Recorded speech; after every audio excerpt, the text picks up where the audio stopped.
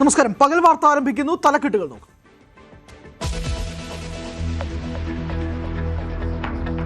ഈ വർഷത്തെ NEET UG medical പ്രവേശന പരീക്ഷ റദ്ദാക്കി. തീരുമാനം ചോദ്യപേപ്പർ ചോർന്നെന്ന് വ്യക്തമായതോടെ വീണ്ടും പരീക്ഷ നടത്താൻ വിജ്ഞാപനമിറക്കും.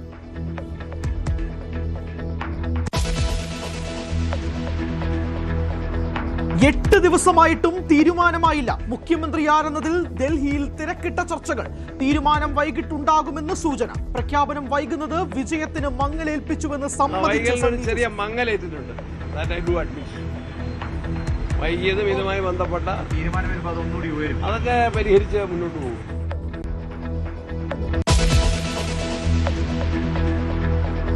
വിലക്ക് മറികടന്ന് വിവിധയിടങ്ങളിൽ ഫ്ലക്സ് ഉയർത്തി കോൺഗ്രസ് പ്രവർത്തകർ. പള്ളുരുത്തിയിൽ സതീശനും ഷാഫിക്കും അനുകൂലമായി ഫ്ലക്സ് ബോർഡ്. കണ്ണൂർ പഴയങ്ങാടിയിൽ KC വേണുഗോപാലിന്റെ ചിത്രത്തിൽ കരിയോയിൽ അഭിഷേകം.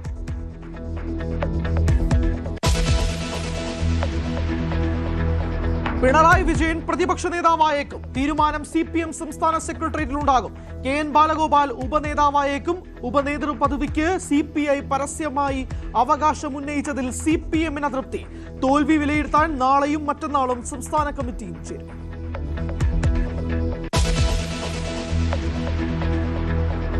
ഇന്ധനവില വർധന 3 ദിവസത്തിനകം 5 രൂപ വരെ കൂട്ടാൻ സാധ്യത. ഉപയോഗം കുറയ്ക്കാൻ പൗരന്മാരുടെ പിന്തുണ ആവർത്തിച്ച് ആവശ്യപ്പെട്ട് പ്രധാനമന്ത്രി.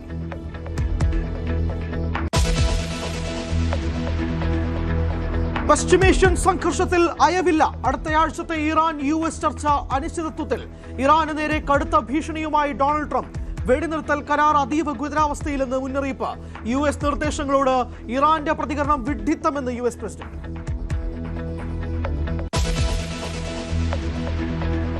തമിഴ്നാട്ടിൽ വിജയ് സർക്കാരിന്റെ വിശ്വാസ വോട്ടെടുപ്പ് നാളെ. TVKക്ക് പിന്തുണ പ്രഖ്യാപിച്ച് AIDMK വിമതർ. വിമതപക്ഷത്ത് 30 MLA-മാരുണ്ടെന്ന് അവകാശവാദം. സ്പീക്കറായി JCD പ്രഭാകരനെയും ഡെപ്യൂട്ടി സ്പീക്കറായി M രവിശങ്കറിനെയും എതിരില്ലാതെ തെരഞ്ഞെടുത്തു.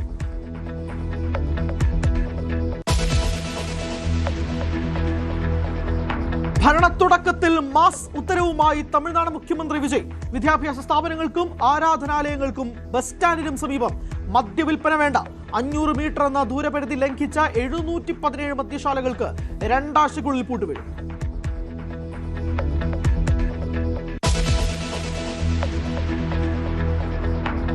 പ്രധാനമന്ത്രി നരേന്ദ്രമോദി ലോക പര്യടനത്തിന് വെള്ളിയാഴ്ച UAE-യിലേക്ക്. Sheikh Mohammed bin Zayed Al നഹ്യാനുമായി കൂടിക്കാഴ്ച നടത്തും.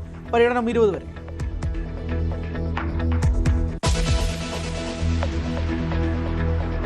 ഇനി 5 നാൾ സംസ്ഥാനത്ത് കനത്ത മഴ പ്രവചിച്ച കാലാവസ്ഥാ വകുപ്പ്. ശക്തമായ കാറ്റിനും സാധ്യത. കടൽ പ്രക്ഷുബ്ധമാകുമെന്ന് മുന്നറിയിപ്പ്. തീരങ്ങളിൽ ജാഗ്രതാ നിർദ്ദേശം. മഴയ്ക്ക് കാരണം ലക്ഷദ്വീപിന് മുകളിലെ ചക്രവാത ചുഴി.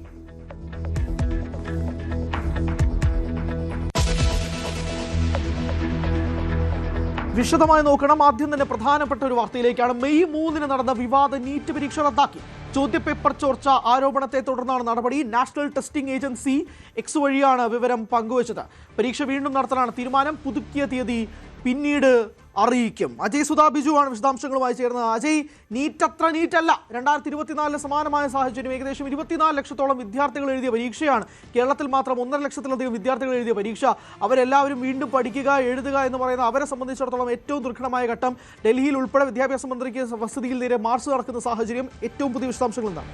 ഹരി, നീറ്റ് എക്സാമിന്റെ ഒരു വിശ്വാസ്യതയെ തന്നെ ബാധിക്കുന്ന ഒരു കാര്യമാണ് ഇപ്പോൾ ഉണ്ടായിട്ടുള്ളത്. ഹരി സൂചിപ്പിച്ചതുപോലെ 2024-ലും 2021-ലും സമാനമായിട്ടുള്ള ആരോപണങ്ങളും ഉണ്ടായിരുന്നു. എന്നാൽ ഇപ്പോഴുള്ള ഒരു ലീക്ക് എന്ന് പറയുന്നത് അത് കുറച്ചുകൂടി ഗുരുതരമാണ് എന്നതാണ് ഇപ്പോൾ ആദ്യ പ്രാഥമിക ഘട്ടത്തിൽ അന്വേഷണം നടത്തിയ രാജസ്ഥാൻ പോലീസിന്റെ കണ്ടെത്തൽ. ഇതുവരെ 12 പേരെയാണ് ചോദ്യം ചെയ്തത്. കേസ് നിലവിൽ CBIക്ക് കൈമാറിയിട്ടുണ്ട്. ഇപ്പോൾ പ്രാഥമിക ഘട്ടത്തിൽ ഒരു ചോർച്ച നടന്നിട്ടുണ്ട് എന്ന് തന്നെയാണ് പോലീസിന്റെ വിലയിരുത്തൽ. ഇതിൽ തന്നെ പ്രധാന കണ്ടെത്തൽ എന്ന് പറയുന്നത് പ്രധാന പരീക്ഷയിൽ ഉണ്ടായിരുന്ന ഏതാണ്ട് 135 ചോദ്യങ്ങളാണ് ഇപ്പോൾ വാട്സപ്പ് വഴിയും അതുപോലെ മറ്റ് സാമൂഹിക മാധ്യമങ്ങൾ വഴിയും ചോർന്നിട്ടുള്ളത്.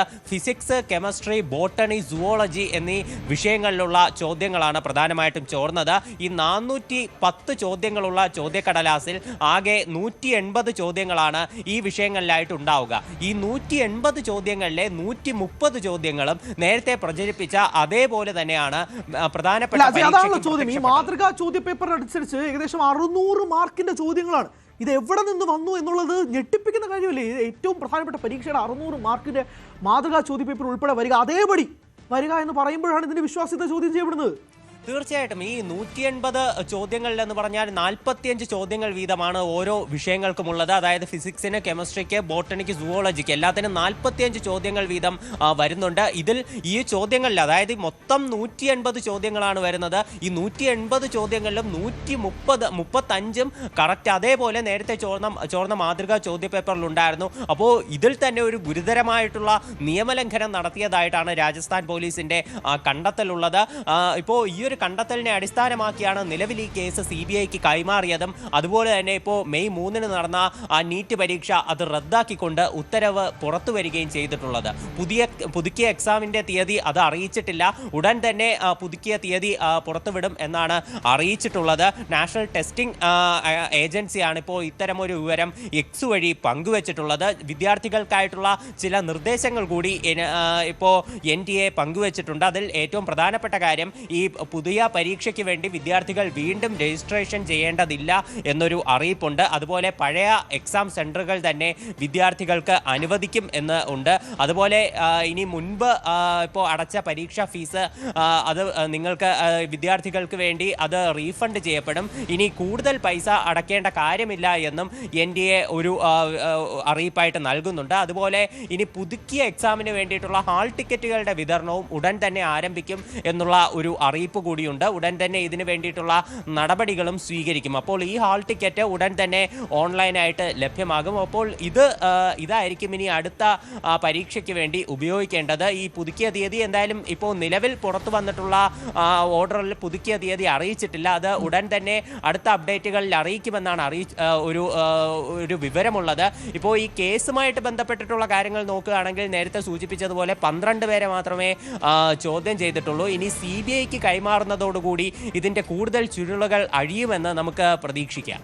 കേരളത്തിൽ ഉൾപ്പെടെ അന്വേഷണം നീണ്ടതാണ്. പക്ഷേ വിദ്യാർത്ഥികൾ, ഇത്രയധികം വിദ്യാർത്ഥികളുടെ മാനസിക നില തന്നെ തെറ്റുന്ന രീതിയിലാണ്. അവർക്ക് ഇനി ഒന്നേന്ന് പഠിച്ച് എഴുതുക എന്ന് പറയുന്നത് ഈ വിദ്യാർത്ഥികളുടെ ആസ്പെക്ട് കൂടെ സംസാരിക്കണമല്ലോ അജയ്. കാരണം അവരെ സംബന്ധിച്ചിടത്തോളം ഒന്ന് ആലോചിച്ച് നോക്കുക, ആൻസർ കീയും കിട്ടി, അവർക്ക് എത്ര മാർക്ക് കിട്ടുമെന്നനുസരിച്ച് കണക്ക് കൂട്ടിയിട്ട് ഇനിയിപ്പോൾ വീണ്ടും ഒന്നേന്ന് പരീക്ഷ എഴുതുക, ഇപ്പോൾ ഹോൾ ടിക്കറ്റ് പുതുതായിട്ട് രജിസ്റ്റർ ചെയ്യേണ്ട, പഴയത് തന്നെയാണ്, കൂടുതൽ പൈസ ഒന്നും കൊടുക്കേണ്ട എന്നൊക്കെ പറഞ്ഞാൽ പോലും ഇതൊന്നും അല്ലല്ലോ. പഠിക്കുന്ന വിദ്യാർത്ഥികൾ ആലോചിച്ച് നോക്കുക, എല്ലാം കട്ട് ചെയ്ത്, സോഷ്യൽ മീഡിയ കട്ട് ചെയ്ത്, പുറം ലോകം തന്നെ കട്ട് ചെയ്ത്, അവർക്ക് എത്രമാത്രം മാനസിക സമ്മർദ്ദത്തിലാണ്, സ്ട്രെസ്സിലാണ് ഇതുപോലുള്ള പരീക്ഷകൾ എഴുതുന്നത്. അവരെ കൊണ്ട് വീണ്ടും ഇത് എഴുതിപ്പിക്കുക, അവർ പോലും ചെയ്യാത്ത ഒരു കുറ്റത്തിൻ്റെ പേരിൽ അടിച്ചേൽപ്പിക്കുക എന്ന് പറയുന്നത് എന്ത് ന്യായമാണ്? തീർച്ചയായിട്ടും ഇതിന് മുൻപേയും സമാനമായിട്ടുള്ള രീതിയിൽ പല ആരോപണങ്ങൾ ഇനി നീറ്റ് എക്സാമിന് നേരെ വന്നിട്ടുണ്ട്. അതിൽ ഏറ്റവും പ്രധാനപ്പെട്ടത് 2024 ആരോപണങ്ങളാണ്. അന്നും ഈ ചോദ്യപേപ്പർ ചോർന്നതായിട്ടുള്ള ആരോപണങ്ങളുണ്ടായിരുന്നു. അതുപോലെ ചില വിദ്യാർത്ഥികൾക്ക് ഒരു ഗ്രേസ് മാർക്ക് പ്രത്യേകം നൽകിയതായിട്ടുള്ള ഒരു സംശയം പലരും പ്രകടിപ്പിച്ചിരുന്നു. അതുപോലെ ഈ ഹൈസ്കോർ, ഈ ഏറ്റവും ഉയർന്ന മാർക്ക് ലഭിച്ച വിദ്യാർത്ഥികളുടെ പേരുകളിലും ചില സംശയങ്ങളുണ്ടായിരുന്നു. അപ്പോൾ ഇത്തരം കാര്യങ്ങളിലുള്ള പിന്നെ OMR ഷീറ്റിലുള്ള മാനിപ്പുലേഷൻ പല വിദ്യാർത്ഥികളും എടുത്ത് സൂചിപ്പിച്ച കാര്യമാണ്. പക്ഷേ ഈ 2024 ഒരു നീറ്റ് പരീക്ഷ അത് നാഷണൽ വൈഡായിട്ട് റദ്ദാക്കുന്ന ഒരു നടപടിയൊന്നും അന്ന് NTA സ്വീകരിച്ചിരുന്നില്ല. 2021 ഇത്തരമൊരു ആവശ്യം ഉയർന്നതാണ്. അന്ന് വിദ്യാർത്ഥികൾ സുപ്രീം കോടതിയെ വരെ സമീപിക്കുന്ന ഒരു നടപടി 2021 ഉണ്ടായിരുന്നു. പക്ഷേ അന്നും ഈ എക്സാം റദ്ദാക്കുന്ന നടപടികളിലേക്ക് നീറ്റ് കടന്നിരുന്നില്ല. ഇപ്പോൾ എന്തായാലും ഈ നീറ്റ് എക്സാം ഇപ്പോൾ നിലവിൽ റദ്ദാക്കിക്കൊണ്ട് NTA ഉത്തരവിറക്കിയിട്ടുണ്ട്. തീർച്ചയായിട്ടും ഇപ്പോൾ നമ്മൾ ആദ്യം പറഞ്ഞതുപോലെ തന്നെ ഈ എക്സാമിൻ്റെ ഒരു വിശ്വാസ്യതയെ തന്നെ ബാധിക്കുന്ന ഒരു നടപടിയാണ്. തുടർച്ചയായ വർഷങ്ങളിലാണ് ഈ ചോദ്യപേപ്പർ ചോർന്നതും അതുപോലെ തന്നെ OMR ഷീറ്റിലെ മാനിപ്പുലേഷൻ, മാർക്കിലെ ക്രമക്കേട്, ഇത്തരം ഒരു വിഷയങ്ങൾ ആരോപിച്ചുകൊണ്ട് വിദ്യാർത്ഥികൾ രംഗത്തെത്തുന്നത് ഈ അടുത്ത വർഷങ്ങളിലാണ്. 2021, 24 അതുപോലെ 26 ഈ വർഷവും. അപ്പോൾ തുടർച്ചയായിട്ട് ഇത്തരം ആരോപണങ്ങൾ ഉന്നയിക്കപ്പെടുന്നത് അത് തീർച്ചയായിട്ടും ഈ പരീക്ഷ കൂടുതൽ ഒരു സുരക്ഷിതമായിട്ടും അതുപോലെ മറ്റ് നടപടിക്രമങ്ങളെല്ലാം സ്വീകരിച്ചുകൊണ്ട് കൂടുതൽ എല്ലാ നീക്കങ്ങളും ഇതിനെ സംബന്ധിച്ച് അത് കൂടുതൽ ഒരു ചട്ടക്കൂടിലാക്കണം എന്നത് തന്നെയാണ് നമുക്ക് നിലവിൽ വ്യക്തമാക്കുന്നത്. തീർച്ചയായിട്ടും വിദ്യാർത്ഥികളെ സംബന്ധിച്ചൊരു ഇരുട്ടടി തന്നെയാണ്. പഠിച്ച് പരീക്ഷ എഴുതി ഇത്രയും ദിവസങ്ങൾ പിന്നിട്ട് കഴിഞ്ഞു. അപ്പോൾ വീണ്ടും ഇനി ഒരു എക്സാം ഇനി വീണ്ടും എഴുതുക എന്ന് പറയുന്ന വിദ്യാർത്ഥികളെ സംബന്ധിച്ച് വലിയൊരു അടിയാണ്.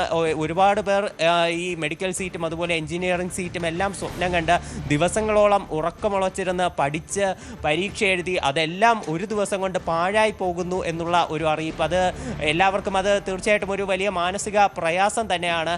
വിദ്യാർത്ഥികൾക്ക് തന്നെ അതിൻ്റെ ഒരു കാര്യങ്ങൾ, അവരുടെ ഒരു മാനസികാവസ്ഥ അത് അവർക്ക് തന്നെ ആയിരിക്കും പറഞ്ഞാൽ മനസ്സിലാവുക. പക്ഷേ ഇതിൽ ആത്യന്തികമായിട്ടുള്ളൊരു കാര്യം നോക്കുകയാണെങ്കിൽ ഈ ചോദ്യപേപ്പർ ചോർന്നത് അതിപ്പോൾ അന്വേഷണം നടന്നുകൊണ്ടിരിക്കുന്ന കാര്യമാണ്. പ്രാഥമിക അന്വേഷണത്തിൽ സത്യമാണെന്നത് ഉൾപ്പെടെയാണ് തെളിഞ്ഞിരിക്കുന്നത്. അപ്പോൾ ഒരു പരീക്ഷയുടെ ഒരു ഗുണഭോക്താക്കൾ കുറച്ചു പേർ മാത്രം ആയി ഒതുങ്ങിപ്പോകരുത് എന്നൊരു വസ്തുത കൂടി അതിൽ നിലനിൽക്കുന്നുണ്ട്. ഇതിലൊരു ക്രമക്കേട് നടന്നിട്ടുണ്ടെങ്കിൽ അതിൻ്റെ ഒരു ഗുണം അത് കുറച്ച് വിദ്യാർത്ഥികൾക്ക് മാത്രം ലഭിച്ചുകൂടാ. അത് എല്ലാ വിദ്യാർത്ഥികൾക്കും ഒരുപോലെ ആകണം പരീക്ഷ. അതുതന്നെയാണ് ശരിക്കുള്ള ഒരു പരീക്ഷയുടെ ഒരു അർത്ഥമെന്ന് പറയുന്നത്. ഈ സാഹചര്യം തന്നെയാണ് പുതിയ എക്സാം ഡേറ്റും റീ ഇഷ്യൂ ചെയ്ത അഡ്മിറ്റ് കാർഡും ഉടനെ തന്നെ NTA പ്രഖ്യാപിക്കുമെന്നാണ് മനസ്സിലാക്കുന്നത്. അജയ് സുധാബിജുവാണ് വിശദാംശങ്ങൾ നൽകിയത്. മറ്റൊരു വാർത്തയിലേക്ക്, മുഖ്യമന്ത്രിയെ തീരുമാനിക്കുന്നതിന് മുന്നോടിയായി സംസ്ഥാനത്തെ മുതിർന്ന നേതാക്കളുമായി കോൺഗ്രസ് ഹൈക്കമാൻഡ് കൂടിക്കാഴ്ച നടത്തുകയാണ്. മുൻ KPCC അധ്യക്ഷന്മാരും വർക്കിംഗ് പ്രസിഡന്റുമാരും ആയാണ് കൂടിക്കാഴ്ച. കൂടിയാലോചനകൾക്ക് ശേഷം തർക്കങ്ങൾ ഒഴിവാക്കി മുഖ്യമന്ത്രിയെ കോൺഗ്രസ് അധ്യക്ഷൻ തന്നെ ഇന്നോ നാളെയോ പ്രഖ്യാപിച്ചേക്കും എന്നാണ് സൂചന. അതേസമയം പ്രഖ്യാപനം വൈകുന്നത് വിജയത്തിന് മങ്ങലേൽപ്പിച്ചുവെന്ന് KPCC അധ്യക്ഷൻ സണ്ണി ജോസഫ് പറഞ്ഞു.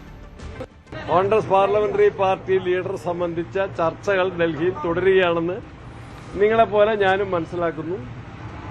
ഇപ്പോൾ ഈ സമയത്ത് ചർച്ചകൾ സോണിയാജിയുടെ വസതിയിൽ ആരംഭിച്ചിട്ടുണ്ട്. കേരളത്തിൽ നിന്ന് വിളിച്ച നേതാക്കന്മാരൊക്കെ അങ്ങോട്ട് പോയിട്ടുണ്ട്, എത്തിക്കൊണ്ടിരിക്കുന്നു. അതുപോലെ തന്നെ കാർഗേജി ഇന്ന് വൈകുന്നേരമാണ് ഡൽഹിയിലെത്തുന്നത്. അപ്പോൾ അതിനുശേഷം തീരുമാനം ഉണ്ടാകാനാണ് സാധ്യത. ഞാനതിന് പ്രത്യേക സമയം പറയുന്നില്ല. എത്രയും താമസം ഉണ്ടാകുമെന്ന് പ്രതീക്ഷിക്കുന്നു. BJP വിമർശിക്കുമ്പോൾ അവരെ ഡൽഹിയിലെ മുഖ്യമന്ത്രിയെ നിശ്ചയിക്കാൻ എത്ര ദിവസം എടുത്തു എന്നും കൂടെ ഒന്ന് പറഞ്ഞാൽ നന്നായിരിക്കും. അവർ പറയേണ്ടത് 50 ദിവസം എടുത്തു ഡൽഹിയിലെ മുഖ്യമന്ത്രിയെ നിശ്ചയിക്കാൻ എന്നാണ്. ഏതായാലും അതിന്റെ പകുതി പോലും ദിവസം കോൺഗ്രസിന് എടുക്കേണ്ടി വരും. സാധാരണ സാഹചര്യമെന്നായിരുന്നു MM ഹസന്റെ പ്രതികരണം. കോൺഗ്രസ് നേതാവിനെ തീരുമാനിക്കുന്നത് ഘടകകക്ഷികളല്ല. പ്രഖ്യാപനം വൈകിയില്ലെന്നും MM ഹസൻ പറഞ്ഞു. ഹൈക്കമാൻഡിനെ എപ്പോഴും എല്ലാവരെയും വിളിക്കാമല്ലോ. ഹൈക്കമാൻഡിനെ എല്ലാവരെയും വിളിക്കാം, സംസാരിക്കാം. അതിന്റെ ഭാഗമായി മുൻ പ്രസിഡന്റന്മാരായ ഞങ്ങളെ വിളിച്ചു, ഞങ്ങൾ വന്നിരിക്കുന്നു. സാധാരണഗതിയിൽ ഒരാഴ്ചക്കുള്ളിലൊക്കെയാണ് വാസ്തവത്തിൽ ലീഡർ ആരാണ്, മുഖ്യമന്ത്രി ആരാണെന്ന് തീരുമാനിക്കുന്നത്. അധികം സമയം വൈകിട്ടില്ല, ഇനിയൊട്ടും വൈകാൻ പാടില്ല. UDF-നെ സംബന്ധിച്ച് അല്ലെങ്കിൽ കോൺഗ്രസിനെ സംബന്ധിച്ച് ഒരു പ്രൊസീജിയറുണ്ട്. പാർലമെന്റ് തെരഞ്ഞെടുക്കപ്പെട്ട MLA-മാരോട് അഭിപ്രായം ചോദിച്ചു. ഇപ്പൊ ഞങ്ങളെല്ലാം വിളിച്ചിരിക്കുന്നു, ഞങ്ങളുടെ എല്ലാം അഭിപ്രായം ചോദിക്കുന്നു. അതിന്റെ അടിസ്ഥാനത്തിൽ ഹൈക്കമാൻഡ് എടുക്കുന്ന തീരുമാനം ഞങ്ങളെല്ലാവരും അംഗീകരിക്കുമെന്ന് ബന്ധപ്പെട്ടവരെല്ലാം പറഞ്ഞിട്ടുണ്ട്. ഘടകകക്ഷികൾക്ക് ഇതിൽ വലിയ കാര്യമില്ല. എന്താണെന്നറിയാമോ, കോൺഗ്രസിന്റെ ലീഡർ ആരാണെന്നുള്ളത് കോൺഗ്രസ് ആണ് തീരുമാനിക്കുന്നത്. ഘടകകക്ഷികളോട് അഭിപ്രായം ചോദിച്ചാൽ പറയാം. അവരോട് അഭിപ്രായം ചോദിച്ചിട്ട് പറഞ്ഞിട്ടുണ്ട്. ഡാൻ കുര്യനുണ്ട് വിശദാംശങ്ങളുമായി. ഡാന്, KPCC പ്രസിഡന്റ് ഒരു കാര്യം പറയുന്നുണ്ട്, എന്തായാലും ഇത്രയും വലിയൊരു വിജയത്തിന് മങ്ങലേൽപ്പിക്കുന്നു എന്ന കാര്യത്തിൽ അദ്ദേഹം എന്തായാലും അത് ഉറപ്പിച്ച് പറയുന്നുണ്ട്. മാത്രമല്ല ഡൽഹിയിലെ കാര്യമാണ് എപ്പോഴും പറയുന്നത്. 50 ദിവസം എടുത്ത് അവിടുത്തെ മുഖ്യമന്ത്രി തീരുമാനിക്കാൻ അതിന്റെ പകുതി ദിവസം എടുക്കില്ല എന്നുള്ളതാണ് പറയുന്നത്. വെളുത്ത പോകുക ഉടനെ വരുമോ? ഇന്ന് വൈകിട്ടോ നാളെയോ തന്നെ പ്രഖ്യാപനം ഉണ്ടായേക്കും. അതിന് മുന്നോടിയായി രാഹുൽ ഗാന്ധിയും മല്ലികാർജ്ജുന ഖാർഗെയും ഇന്ന് വൈകിട്ട് വീണ്ടും ഒരു കൂടിക്കാഴ്ച നടത്തും. അതിനായി പ്രത്യേക വിമാനത്തിൽ മല്ലികാർജ്ജുന ഖാർഗെ വൈകിട്ട് ഡൽഹിയിൽ എത്തിച്ചേരും. ബംഗളൂരുവിൽ മറ്റൊരു ചടങ്ങിൽ പങ്കെടുക്കേണ്ടതിന് വേണ്ടി പോയതാണ് അദ്ദേഹം. അവിടെ നിന്ന് അദ്ദേഹം ഉടൻ ഡൽഹിയിലെത്താനാണ് നിർദ്ദേശം നൽകിയിരിക്കുന്നത്. കേരളത്തിൽ നിന്നുള്ള വിളിപ്പിച്ച 9 നേതാക്കളോടും 5 മിനിറ്റ് മുതൽ 10 മിനിറ്റ് നേരം വരെയാണ് രാഹുൽ ഗാന്ധി സംസാരിക്കുന്നത്. ഇവിടെ എത്താൻ കഴിയാതിരുന്ന മുല്ലപ്പള്ളി രാമചന്ദ്രൻ ഉൾപ്പെടെയുള്ളവരെ ഫോണിൽ വിളിച്ച് അദ്ദേഹത്തിൻ്റെ നിലപാട് തേടും. എന്തായാലും നിലവിലെ സാഹചര്യത്തിൽ ഈ പോയിരിക്കുന്ന 9 പേരിൽ 5 പേരിലധികം പേരുടെ പിന്തുണ KC വേണുഗോപാലിനാണ്. അതുകൊണ്ട് അഭിപ്രായങ്ങൾ തേടുക എന്നതിനപ്പുറത്തേക്ക് രാഹുൽ ഗാന്ധി കൃത്യമായൊരു നിലപാട് ഈ വിഷയത്തിൽ എടുത്തിട്ടുണ്ട്. അത് ഖാർഗെയുമായി ചേർന്ന് വിശദമായി ചർച്ച ചെയ്യും. അതോടൊപ്പം സോണിയാഗാന്ധി അന്തിമ തീരുമാനത്തിനായി AK ആന്റണിയുമായി അവസാനവട്ടം ഒരു ചർച്ചയും കൂടി ഫോണിൽ നടത്തിയിട്ടുണ്ട് എന്ന സൂചനകളാണ് ലഭിക്കുന്നത്. അതിൻ്റെ അടിസ്ഥാനത്തിലായിരിക്കും ഹൈക്കമാൻഡ് തീരുമാനം പ്രഖ്യാപിക്കുക. പക്ഷേ ഏകപക്ഷീയമായിട്ടാണ് ഇങ്ങനൊരു തീരുമാനത്തിലേക്ക് എത്തിയത് എന്ന് വരാതിരിക്കാൻ, അങ്ങനെയൊരു വിമർശനം ഉയരാതിരിക്കാനാണ് പ്രധാനപ്പെട്ട നേതാക്കളുമായി എല്ലാം നേരിൽ കണ്ട് കൂടിക്കാഴ്ച നടത്തുകയും അല്ലാതെ ആശയവിനിമയം നടത്തുകയും ചെയ്യുന്നത്. ഒരു വിഭാഗം നേതാക്കൾ ഘടകകക്ഷികൾ ഇതിൽ അഭിപ്രായം പറയേണ്ടതില്ല എന്നൊക്കെ നിലപാടെടുക്കുമ്പോഴും ഹൈക്കമാൻഡ് അതിനെ അങ്ങനെയല്ല നോക്കിക്കാണുന്നത്. രാഹുൽ ഗാന്ധിയെയും പ്രിയങ്ക ഗാന്ധിയും വമ്പിച്ച ഭൂരിപക്ഷത്തിൽ വിജയിപ്പിച്ച ലോക്സഭാ മണ്ഡലമാണ് വയനാട്. അതുകൊണ്ട് തന്നെ ആ വയനാട് ലോക്സഭാ മണ്ഡലം ഉൾപ്പെടുന്ന മറ്റ് നിയമസഭാ മണ്ഡലങ്ങളിലെ MLA-മാർ ലീഗ് പ്രതിനിധികളാണ്. അതുകൊണ്ട് ലീഗിനെ ഒരു കാരണവശാലും അവഗണിക്കുന്ന ഒരു സമീപനം കോൺഗ്രസ് നേതൃത്വത്തിൻ്റെ ഭാഗത്തു നിന്നുണ്ടാകില്ല. അങ്ങനെ ഒരു പശ്ചാത്തലത്തിൽ ഘടകകക്ഷി നേതാക്കളെ, പ്രധാനപ്പെട്ട ഘടകകക്ഷി നേതാക്കളെ, ലീഗിൻ്റെയും കേരള കോൺഗ്രസിൻ്റെയും നേതാക്കളെ അടക്കം ഹൈക്കമാൻഡിൻ്റെ തീരുമാനം അറിയിക്കും. അങ്ങനെ എല്ലാവരുടെയും പിന്തുണ ഉറപ്പാക്കിക്കൊണ്ട് തന്നെ കേരളത്തിൻ്റെ അടുത്ത മുഖ്യമന്ത്രിയെ ഇന്ന് വൈകിട്ടോ നാളെയോ പ്രഖ്യാപിക്കാനാണ് സാധ്യത. എല്ലാവരുടെയും പിന്തുണ ഉറപ്പാക്കിക്കൊണ്ട് ഇന്ന് വൈകിട്ട് അല്ലെങ്കിൽ നാളെ മുഖ്യമന്ത്രി ആരെന്നുള്ള തീരുമാനത്തിലേക്ക് എത്തും എന്നുള്ളതാണ് ഏറ്റവും പ്രധാനപ്പെട്ട റിപ്പോർട്ട്. ഡാനാണ് വിശദാംശങ്ങൾ നൽകിയത്. കണ്ണൂർ പഴയങ്ങാടിയിൽ KC വേണുഗോപാലിന്റെ ചിത്രത്തിൽ കരി ഓയിൽ ഒഴിച്ച് പ്രതിഷേധം. എരിപുരത്ത് സ്ഥാപിച്ച കോൺഗ്രസ് ഫ്ലെക്സ് ബോർഡിലാണ് കരി ഓയിൽ ഒഴിച്ചത്. കാവലായി കരുതലായി കരുത്തു പകർന്നവർ എന്ന് എഴുതിയ ഫ്ലെക്സിൽ KC Venugopal, VD Satheesan, Ramesh Chennithala, advocate Sunny Joseph എന്നിവരുടെ ചിത്രങ്ങളാണ് ഉണ്ടായിരുന്നത്. എന്നാൽ ഇതിൽ KC വേണുഗോപാലിന്റെ ചിത്രത്തിൽ മാത്രമാണ് കരി ഓയിൽ ഒഴിച്ചത്. സംഭവത്തിൽ പ്രതിഷേധം ശക്തമാണ്. രാഷ്ട്രീയ അസഹിഷ്ണുതയുടെ ഭാഗമാണ് ഇത്തരം നടപടികളെന്ന് കോൺഗ്രസ് പ്രവർത്തകർ ആരോപിച്ചു. കോൺഗ്രസ് നേതൃത്വത്തിന്റെ വിലക്ക് മറികടന്ന് വീണ്ടും നേതാക്കൾക്ക് ഫ്ലെക്സുമായി അണികൾ. എറണാകുളം പള്ളുരുത്തിയിൽ VD സതീശനും ഷാഫി പറമ്പിലിനും അനുകൂലമായി ഫ്ലെക്സ് ഉയർന്നു. കോൺഗ്രസ് I മണ്ഡലം കമ്മിറ്റിയുടെ പേരിലാണ് ഫ്ലെക്സ് പ്രത്യക്ഷപ്പെട്ടത്. VDS കേരളം ഭരിക്കട്ടെ, ഷാഫി കോൺഗ്രസിനെ നയിക്കട്ടെ എന്നതായിരുന്നു ഫ്ലെക്സിലെ വാചകം. മുഖ്യമന്ത്രി പ്രഖ്യാപനം വൈകുന്നതിൽ വിമർശനവുമായി സമസ്ത മുഖപത്രം. ജനവിധിയെ അപഹസിക്കരുതെന്നാണ് വിമർശനം. മുഖ്യമന്ത്രി സ്ഥാനത്തിന് വേണ്ടിയുള്ള വടംവലി ജനങ്ങളോടുള്ള മര്യാദയില്ലായ്മയാണ്. നേതൃത്വത്തെ സമ്മർദ്ദത്തിലാക്കുന്നത് ആശ്വാസമല്ലെന്നും വിമർശനമുണ്ട്. തെരഞ്ഞെടുപ്പിലെ മഹത്തായ വിജയത്തിന് ശേഷം ഭരണഘടനാപരമായ ഉത്തരവാദിത്തങ്ങളിലേക്ക് കടക്കുന്നതിന് പകരം കോൺഗ്രസ് നിഴൽയുദ്ധത്തിൽ ഏർപ്പെടുകയാണെന്ന് സുപ്രഭാതം കുറ്റപ്പെടുത്തുന്നു. 102 MLA-മാരെ വിജയിപ്പിച്ച ജനങ്ങളോട് പ്രതിബദ്ധതയില്ലാത്ത സമീപനമാണ് കോൺഗ്രസിൻ്റേത്. കൂടിയാലോചനകൾ ജനാധിപത്യ രീതിയിലാണെങ്കിലും ദിവസങ്ങൾ നീളുന്ന ഈ അനിശ്ചിതത്വം കൊള്ളരുതായ്മയാണെന്നും മുഖപത്രം വിമർശിക്കുന്നു. ഭരണവിരുദ്ധ വികാരം വോട്ടായി മാറിയപ്പോൾ അതിൽ ഇടതുപക്ഷാണികളുടെ പോലും പിന്തുണയുണ്ടായിരുന്നു. ആ ജനപിന്തുണയെ വിസ്മരിച്ചുകൊണ്ടാണ് ഇപ്പോൾ അധികാരത്തിന് വേണ്ടിയുള്ള വടംവലികൾ നടക്കുന്നത്. പദവികളാണ് ആത്യന്തിക ലക്ഷ്യമെന്ന അധികാരബദ്ധ രാഷ്ട്രീയത്തിൽ നിന്നും കോൺഗ്രസ് പിന്തിരിയണം. തെരുവിൽ നടക്കുന്ന ശക്തിപ്രകടനങ്ങൾ ജനങ്ങളോടുള്ള മര്യാദകേടാണെന്നും പത്രം ഓർമ്മിപ്പിക്കുന്നു. കോൺഗ്രസിൻ്റെയോ മുന്നണിയുടെയോ വോട്ട് കൊണ്ട് മാത്രമല്ല ഈ വിജയം സാധ്യമായത്. വോട്ട് ചെയ്തവരെ അന്ധഭക്തരായി കാണുന്നത് കോൺഗ്രസ് സ്വയം കുഴിതോണ്ടുന്നതിന് തുല്യമാണ്.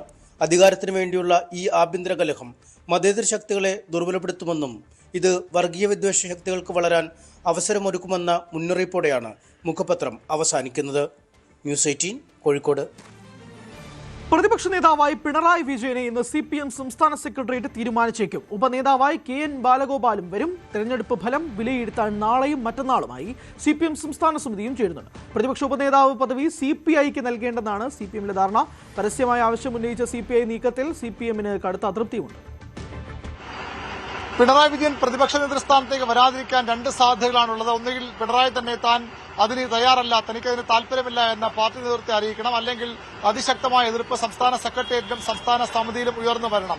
എന്നാൽ ഈ രണ്ട് സാധ്യതകളും ഇപ്പോൾ പൂർണ്ണമായും തള്ളിക്കളയാവുന്ന സ്ഥിതിയിലാണുള്ളത്. കാരണം പിണറായി വിജയൻ തന്നെ മുന്നണിയെ നയിക്കണമെന്ന് ആഗ്രഹിക്കുന്ന വലിയൊരു വിഭാഗം CPM-ൽ ഉണ്ട്. സംസ്ഥാന സെക്രട്ടറി MV ഗോവിന്ദൻ അടക്കമുള്ളവർ ആ നിലപാടുകാരാണ്. പരാജയത്തിന്റെ ഉത്തരവാദിത്തം പിണറായി വിജയനിൽ മാത്രം അടിച്ചേൽപ്പിക്കാൻ കഴിയില്ല എന്ന് CPM-ന്റെ പൊളിറ്റ് ബ്യൂറോയും നിലപാടായി തീരുമാനമായി പറഞ്ഞിരുന്നു. അതുകൊണ്ട് തന്നെ പിണറായി പ്രതിപക്ഷ നേതൃസ്ഥാനത്തേക്ക് വരും. ഇനി ഏതെങ്കിലും സാഹചര്യത്തിൽ പിണറായി വിജയൻ പ്രതിപക്ഷ നേതൃസ്ഥാനം ഏറ്റെടുത്തില്ല, അല്ലെങ്കിൽ അദ്ദേഹത്തെ വേണ്ട എന്ന് CPM തീരുമാനിച്ചാൽ മാത്രമേ KN ബാലഗോപാലിലേക്ക് പേര് പോവുകയുള്ളൂ. അങ്ങനെയെങ്കിൽ പിണറായി പ്രതിപക്ഷ നേതാവായാൽ ഉപനേതാവ് സ്ഥാനത്തേക്ക് KN ബാലഗോപാൽ വരും. ഇന്നലെ പിണറായി വിജയൻ ക്ലിഫ് ഹൌസിൽ താമസം വാടക വീട്ടിലേക്ക് മാറിയിരുന്നു. അതുതന്നെ അദ്ദേഹം തിരുവനന്തപുരത്ത് തുടരുമെന്നതിന്റെ സൂചനയായി കാണണം. ഔദ്യോഗിക വസതി കന്റോൺമെന്റ് ഹൌസാണ് പ്രതിപക്ഷ നേതാവിന്റെ ഔദ്യോഗിക വസതി. അതിന് പിണറായി പ്രതിപക്ഷ നേതാവായാലും അദ്ദേഹം വീട് ഈ വാടക വീട്ടിൽ തന്നെ താമസം തുടർന്ന ശേഷം കന്റോൺമെന്റ് ഹൌസ് ഓഫീസായി ഉപയോഗിക്കാനാണ് സാധ്യതയുള്ളത്. ഇതിനിടെ CPI നേതൃത്വം പരസ്യമായി തന്നെ പ്രതിപക്ഷ ഉപനേതാവ് പദവി വേണമെന്ന ആവശ്യവുമായി രംഗത്തെത്തിയിട്ടുണ്ട്. അതിൽ കടുത്ത അതൃപ്തി CPM-നുണ്ട്. പരസ്യമായ ആവശ്യം ഉന്നയിച്ചതിലാണ് CPM-ന് കടുത്ത അമർഷമുള്ളത്. ഈ പ്രതിപക്ഷ ഉപനേതാവ് പദവി CPIക്ക് വിട്ടുകൊടുക്കേണ്ടെന്ന ധാരണയും CPM-ൽ ഇതിനകം ഉണ്ടായിട്ടുണ്ട്. ഇന്ന് ഇടതുമുന്നണി കൺവീനർ പ്രതികരണവും അത്തരമൊരു ചർച്ചയിൽ നടന്നിട്ടില്ല എന്ന് വ്യക്തമാക്കുന്നതായിരുന്നു. പരസ്യമായിട്ടാണ് CPI ആവശ്യപ്പെട്ടിരിക്കുന്നത് പ്രതിപക്ഷ ഉപനേതാവ് പദവി വേണമെന്നുള്ളത്. അപ്പൊ അതെങ്ങനെയാണ് കാണുന്നത്? തീരുമാനിച്ചിട്ടില്ല. ഉപനേതാവ് പദവി സാങ്കേതികം മാത്രമാണ്. നിയമസഭയിൽ അത്തരം ഒരു പദവിയില്ല. പക്ഷേ 1996 മുതൽ ഉപനേതാവ് എന്ന പ്രതിപക്ഷത്തെ രണ്ടാമനെ അത്തരത്തിൽ സംബോധന ചെയ്യാറുണ്ട്. ആ പദവിയാണിപ്പോൾ CPI ആവശ്യപ്പെടുന്നത്. എന്നാൽ അത് വിട്ടു നൽകില്ല. പിണറായി വിജയൻ പ്രതിപക്ഷ നേതാവാവുകയാണെങ്കിൽ ഉപനേതാവായി KN ബാലഗോപാൽ തന്നെ വരും. ഇത് മുന്നണികൾ തർക്കമായി മാറുമോ എന്ന് കാത്തിരുന്ന് കാണേണ്ടതാണ്. ഏതായാലും CPM-ന്റെ സംസ്ഥാന നേതൃയോഗങ്ങൾ ചേരുന്നത് തെരഞ്ഞെടുപ്പ് ഫലത്തിന്റെ അവലോകനത്തിന് കൂടിയാണ്. എങ്ങനെ കനത്ത തോൽവിയിൽ നിന്ന് തിരിച്ചു കയറാമെന്ന വഴികൾ കൂടിയാകും CPM-ന്റെ 3 ദിവസ നേതൃയോഗങ്ങൾ ആലോചിക്കുക, ചർച്ച ചെയ്യുക. ഒരു മുന്നണിയിലേക്കും തങ്ങളെ ആരും ക്ഷണിക്കേണ്ടെന്ന് കേരള കോൺഗ്രസ് എം. ഇടതുമുന്നണി വിട്ടുപോകുന്ന ഒരു തീരുമാനം കേരള കോൺഗ്രസ് എടുത്തിട്ടില്ല. NDA മുന്നണിയിലേക്ക് പോകണമെന്ന അഭിപ്രായം ഒരാളും പാർട്ടി യോഗത്തിൽ ഉന്നയിച്ചിട്ടില്ല. ഇടതുമുന്നണിയിൽ ശക്തമായി തുടരുമെന്നും മറിച്ചുള്ള വാർത്തകൾ തെറ്റാണെന്നും ജനറൽ സെക്രട്ടറി സ്റ്റീഫൻ ജോർജ് വ്യക്തമാക്കി. കേരള കോൺഗ്രസ് എമ്മിന്റെ സ്റ്റിയറിംഗ് കമ്മിറ്റി യോഗം കഴിഞ്ഞ ദിവസം പുറത്തു കഴിഞ്ഞതിന് പിന്നാലെയാണ് കേരള കോൺഗ്രസ് എം NDAയിലേക്ക് പോകണമെന്ന അഭിപ്രായം ചിലർ ഉന്നയിച്ചു എന്ന തരത്തിലുള്ള വാദങ്ങൾ മുന്നോട്ട് വന്നത്. ഇത് പൂർണ്ണമായും തള്ളുകയാണ് പാർട്ടി. അതിനൊക്കെ അപ്പുറത്തേക്ക് ഒരു പാർട്ടിയും ഒരു മുന്നണിയും തങ്ങളെ ക്ഷണിക്കേണ്ട എന്നൊരു കടുത്ത നിലപാടാണ് ഇപ്പോൾ കേരള കോൺഗ്രസ് എം സ്വീകരിക്കുന്നത്. അതായത് NDA എന്നത് മാത്രമല്ല UDF എന്ന ആലോചന പോലും തങ്ങൾക്കില്ല എന്നാണ് പാർട്ടിയുടെ office charge general secretary Stephen George പാർട്ടിയെ പ്രതിനിധീകരിച്ചുകൊണ്ട് മാധ്യമങ്ങളോട് വ്യക്തമാക്കുന്നത്. ഒരാളും പറഞ്ഞില്ല, അങ്ങനൊരു ചർച്ചയെ സ്റ്റിയറിംഗ് കമ്മിറ്റി ഉണ്ടായില്ല. സ്റ്റിയറിംഗ് കമ്മിറ്റി വിലയിരുത്ത കാര്യങ്ങൾ മുന്നോട്ട് LDF നിന്നുകൊണ്ട് എങ്ങനെ മുന്നോട്ട് പോകണം, എന്തെല്ലാം കാര്യങ്ങൾ ചെയ്യണം, നമ്മുടെ ജില്ലാ കമ്മിറ്റികളെല്ലാം കൂടാൻ തീരുമാനിച്ചു. താഴോട്ട് മണ്ഡലം കമ്മിറ്റി വരെ എല്ലാ കമ്മിറ്റികളും ചേരാനും ഒക്കെ തീരുമാനിച്ചു. പാർട്ടിയുടെ നേതാക്കളെ ചുമതലപ്പെടുത്തി. എല്ലാ ദിവസവും കോൺഗ്രസ് നേതാക്കളെ ഞങ്ങളെ ക്ഷണിച്ചുകൊണ്ടിരിക്കുകയായിരുന്നു. അപ്പോൾ ഞങ്ങളെ ഇനി ക്ഷണിക്കേണ്ട എന്ന് വരെ പറയുന്ന സ്ഥിതി ഉണ്ടായില്ല. അതുകൊണ്ട് ഞങ്ങളെ ക്ഷണിക്കേണ്ട, ഞങ്ങളങ്ങനെ തീരുമാനം എടുത്തിട്ടില്ല, ആലോചനയില്ല.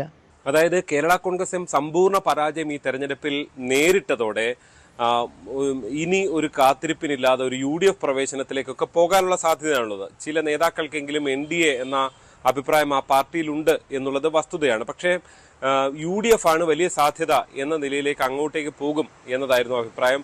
CPM-നെതിരെ ക്രോസ് വോട്ട് ആരോപണം അടക്കം ജോസ് കെ മാണി പരസ്യമായി വ്യക്തമാക്കിയതും CPM-ൽ നിന്ന് അകലാനുള്ള ഒരു നീക്കത്തിന്റെ ഭാഗം എന്ന വിലയിരുത്തലുകളാണ് പുറത്തു വന്നിരുന്നത്. പക്ഷെ അതെല്ലാം തള്ളുകയാണ് പാർട്ടി ഔദ്യോഗികമായി. എന്തായാലും ഇപ്പോൾ UDF-ലേക്കുമില്ല എന്ന് വ്യക്തമാക്കുന്നതോടെ തൽക്കാലം ഒരു രാഷ്ട്രീയ നീക്കമില്ല, അതിനുള്ളൊരു വളക്കൂർ ഉണ്ടായിട്ടില്ല. ഒന്നാമത് UDF വലിയ കംഫർട്ടബിൾ മെജോറിറ്റിയിൽ നിൽക്കുന്ന ഒരു സാഹചര്യമാണുള്ളത്. ഇപ്പോൾ ചെന്നാൽ ഒരു പ്രധാനപ്പെട്ട സമ്മർദ്ദ ശക്തിയാകാൻ പോലും തങ്ങൾക്ക് കഴിയില്ല എന്ന രാഷ്ട്രീയ ബോധ്യം കേരള കോൺഗ്രസ് എമ്മിനെ സംബന്ധിച്ചുണ്ട്. എന്തായാലും വരാനിരിക്കുന്ന തെരഞ്ഞെടുപ്പുകൾക്ക് മുന്നോടിയായി ഒരുപക്ഷെ കേരള കോൺഗ്രസ് എമ്മിന്റെ ഒരു രാഷ്ട്രീയ മാറ്റം ഉണ്ടാകുമെന്ന് പ്രതീക്ഷിക്കേണ്ടി വരും. അത് ജോസ് കെ മാണി പരസ്യമായി തന്നെ വ്യക്തമാക്കിയ ആ ഒരു ക്രോസ് വോട്ട് ആരോപണം CPM-നെ പ്രകോപിപ്പിച്ചിട്ടുണ്ട്, CPM അണികളെ പ്രകോപിപ്പിച്ചിട്ടുണ്ട്. അത് CPM-മായി അകലാനുള്ള രാഷ്ട്രീയ നീക്കത്തിന്റെ ഏറ്റവും ആദ്യത്തെ പരാമർശമായാണ് വിലയിരുത്തപ്പെടുന്നത്. കോട്ടയത്ത് നിന്ന് G. ശ്രീജിത്ത്, ന്യൂസ് 18. മുൻ CPM നേതാവും അമ്പലപ്പുഴയിലെ UDF പിന്തുണയുള്ള നിയുക്ത MLA-യുമായ G. സുധാകരൻ പാണക്കാടെത്തി. മുസ്ലിം ലീഗ് സംസ്ഥാന പ്രസിഡന്റ് സാദിഖ് അലി തങ്ങളും PK കുഞ്ഞാലിക്കുട്ടിയുമായി കൂടിക്കാഴ്ച നടത്തി. വെള്ളാപ്പള്ളി നടേശനെ SNDP ജനറൽ സെക്രട്ടറി എന്ന നിലയിൽ മാത്രമാണ് അഭിനന്ദിച്ചതെന്നും അദ്ദേഹത്തിന്റെ മലപ്പുറം പരാമർശങ്ങളെ മുൻപേ തള്ളിക്കളഞ്ഞതാണെന്നും സുധാകരൻ മാധ്യമങ്ങളോട് വ്യക്തമാക്കി. അമ്പലപ്പുഴയിൽ തനിക്ക് മുസ്ലിം ലീഗ് പ്രവർത്തകരുടെ അകമഴിഞ്ഞ പിന്തുണ കിട്ടിയിട്ടുണ്ടെന്നും പ്രതികരണം. രാവിലെ 11 മണിയോടെയാണ് G. സുധാകരൻ പാണക്കാടെത്തിയത്. മുൻപായിരുന്നെങ്കിൽ CPM-ന്റെ ഭാഗമായിരുന്ന ഒരു മുതിർന്ന നേതാവ് ഒരിക്കലും ഇത്തരത്തിൽ പാണക്കാട് സന്ദർശിക്കില്ലായിരുന്നു. പക്ഷേ സാഹചര്യങ്ങൾ വേറെയാണ്. അദ്ദേഹം സ്വതന്ത്രമായി മത്സരിച്ചു, UDF-ന് പിന്തുണയോടെ വിജയിച്ചു. ആ സാഹചര്യത്തിലാണ് അദ്ദേഹത്തിന്റെ പാണക്കാട്ടേക്കുള്ള സന്ദർശനം. PK കുഞ്ഞാലിക്കുട്ടിയും സാദിഖ് അലി ശിഹാബ് നടക്കുന്ന മുതിർന്ന നേതാക്കൾ അദ്ദേഹത്തെ സ്വീകരിച്ചു. ഏറെ നേരം അവർ രാഷ്ട്രീയ കാര്യങ്ങൾ ചർച്ച ചെയ്യുകയും ചെയ്തു. തുടർന്ന് മാധ്യമങ്ങളെ കണ്ട G. സുധാകരൻ വ്യക്തമാക്കിയത് വെള്ളാപ്പള്ളി നടേശനെ താൻ ആദരിച്ചത് SNDP-യുടെ ജനറൽ സെക്രട്ടറി എന്ന നിലയിലാണ് എന്നത് മാത്രമാണ്. മലപ്പുറം പരാമർശത്തെ അന്നേ തള്ളിക്കളഞ്ഞതാണെന്നും അത്തരം കാര്യങ്ങളോട് യോജിക്കുന്നില്ലെന്നും അദ്ദേഹം പറഞ്ഞു. SNDP-യുടെ ജനറൽ സെക്രട്ടറിയാണ് അദ്ദേഹം. ലക്ഷക്കണക്കിന് അദ്ദേഹത്തെയാണ് കണ്ടത്. മലപ്പുറമായിട്ട് അതിന് എന്താ പറ്റുക? അധിക്ഷേപിച്ചതിന് മറുപടി പറഞ്ഞോളണം. അങ്ങനെ മുസ്ലിങ്ങൾക്കെതിരായി പറയുന്നത് ശരിയല്ലെന്ന് ഞാനും പറഞ്ഞിട്ടുണ്ട്. അതിനോട് പരാമർശം നടത്തുമ്പോൾ അതിനെതിരായിട്ടുള്ള അതിനെയല്ല ആദരിച്ചത്. അദ്ദേഹം SNDP-യുടെ ജനറൽ സെക്രട്ടറിയാണ്, അല്ലെങ്കിൽ പോകത്തില്ലല്ലോ. അതുപോലെ തന്നെ അമ്പലപ്പുഴയിൽ തനിക്ക് മുസ്ലിം ലീഗിന്റെ പിന്തുണ ലഭിച്ചുവെന്നും അതുകൊണ്ടാണ് വിജയിക്കാനായതെന്നും തനിക്കെതിരെ മത്സരിച്ചത് മുസ്ലിം നാമധാരിയായ സ്ഥാനാർത്ഥിയായിട്ട് പോലും താൻ വിജയിച്ചത് മുസ്ലിം ലീഗ് പ്രവർത്തകരുടെ എല്ലാം പിന്തുണ ഉള്ളതുകൊണ്ടാണെന്നും അദ്ദേഹം വ്യക്തമാക്കി.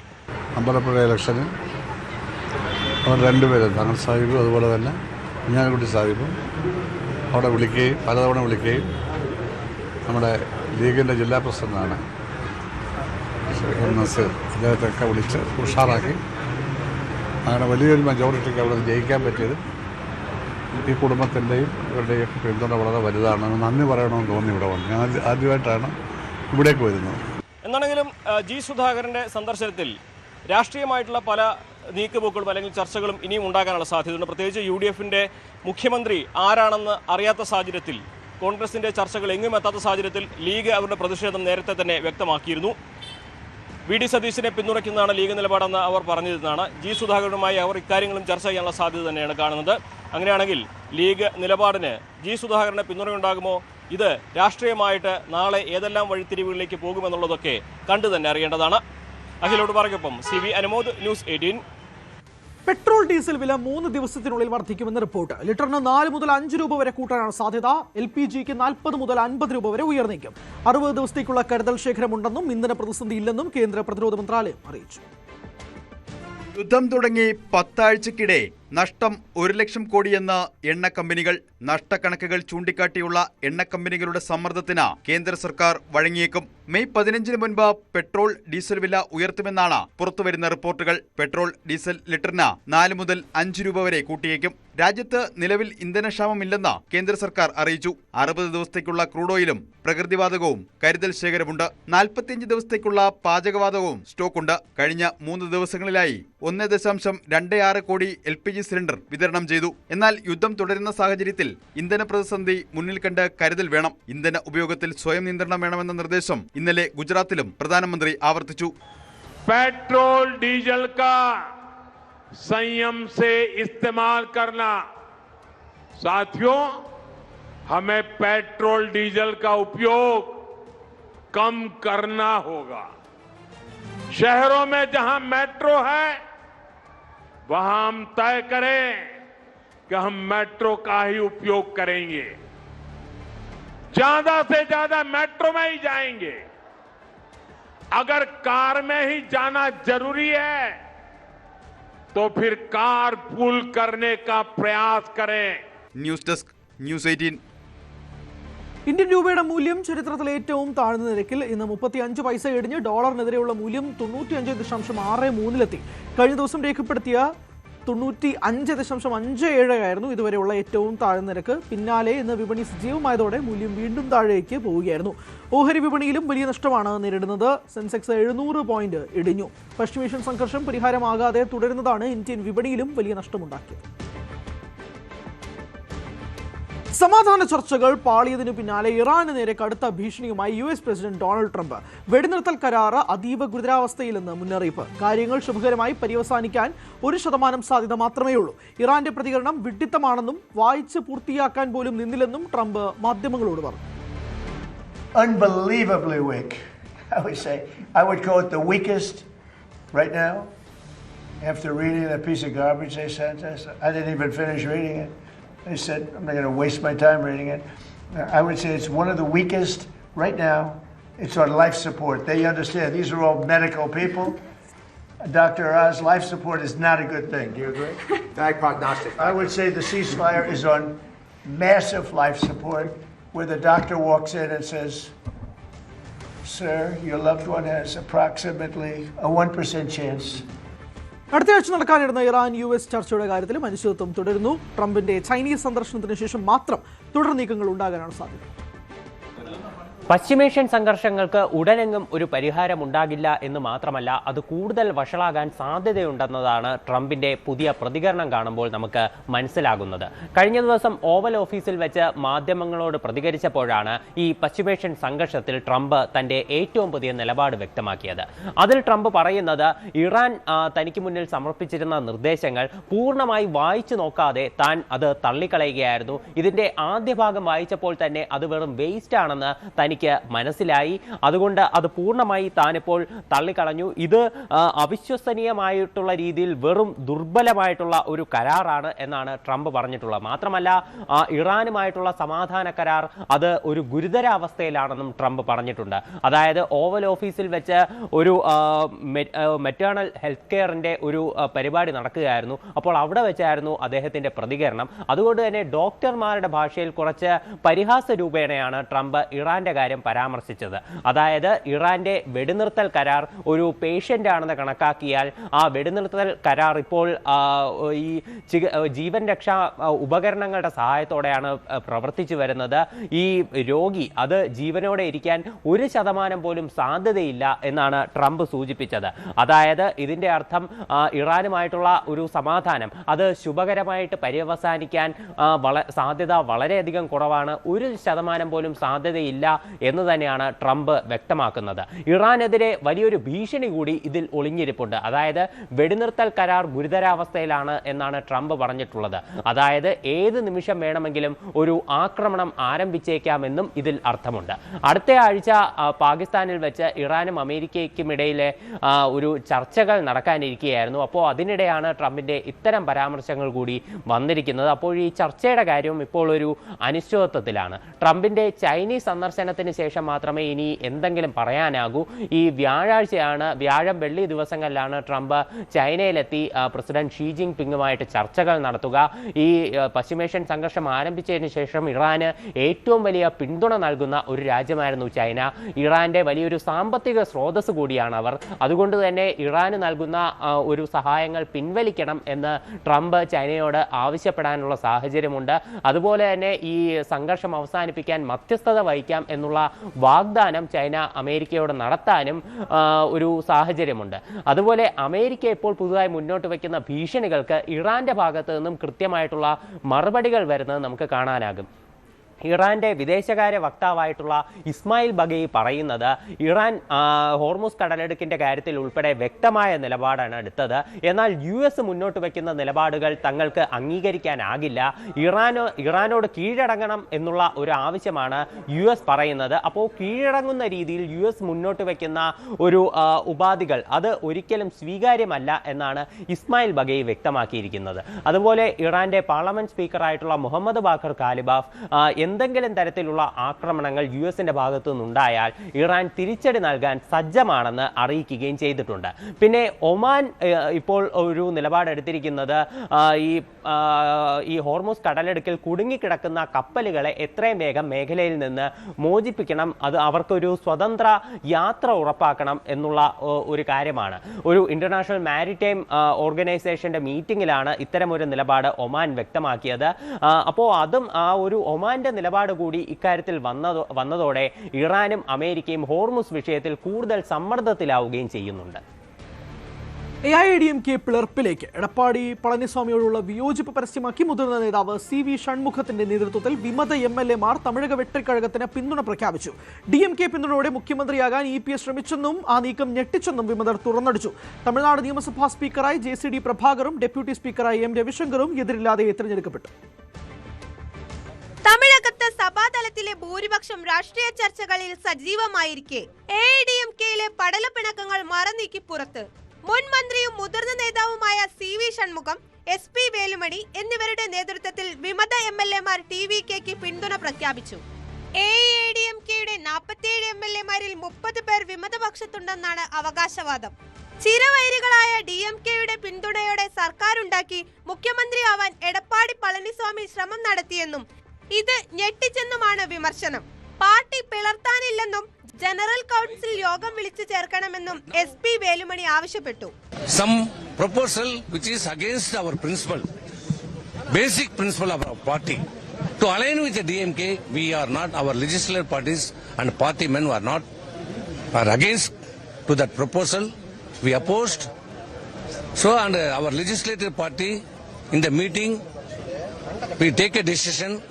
It is against our party interest. If we align with the DMK, AIADMK will be wiped out in future. So we are against. So we are, as a legislature party, passed a resolution against that proposal. അതിനിടെ നിയമസഭയിൽ വിജയ്ക്ക് ആദ്യ രാഷ്ട്രീയ വിജയം. JCD Prabhakar സ്പീക്കറായും M Ravishankar deputy സ്പീക്കറായും എതിരില്ലാതെ തിരഞ്ഞെടുക്കപ്പെട്ടു. ഇരുവർക്കുമെതിരെ പ്രതിപക്ഷ കക്ഷികളായ DMKയും AIDMKയും സ്ഥാനാർത്ഥികളെ നിർത്താത്തത് TVKക്ക് രാഷ്ട്രീയമായി നേട്ടമായി. ചെന്നൈയിലെ 1000 ലൈറ്റ്സ് മണ്ഡലത്തിൽ നിന്നുള്ള MLA ആയ JCD പ്രഭാകരൻ സീനിയർ MLAമാരിൽ ഒരാളാണ്. MGR, ജയലളിത കാലഘട്ടം മുതൽ പ്രവർത്തിച്ച പരിചയമുള്ള സാമാജികനെ സ്പീക്കറാക്കിയത് ഗുണം ചെയ്യുമെന്നാണ് TVK കണക്കുകൂട്ടൽ. News desk, news 18.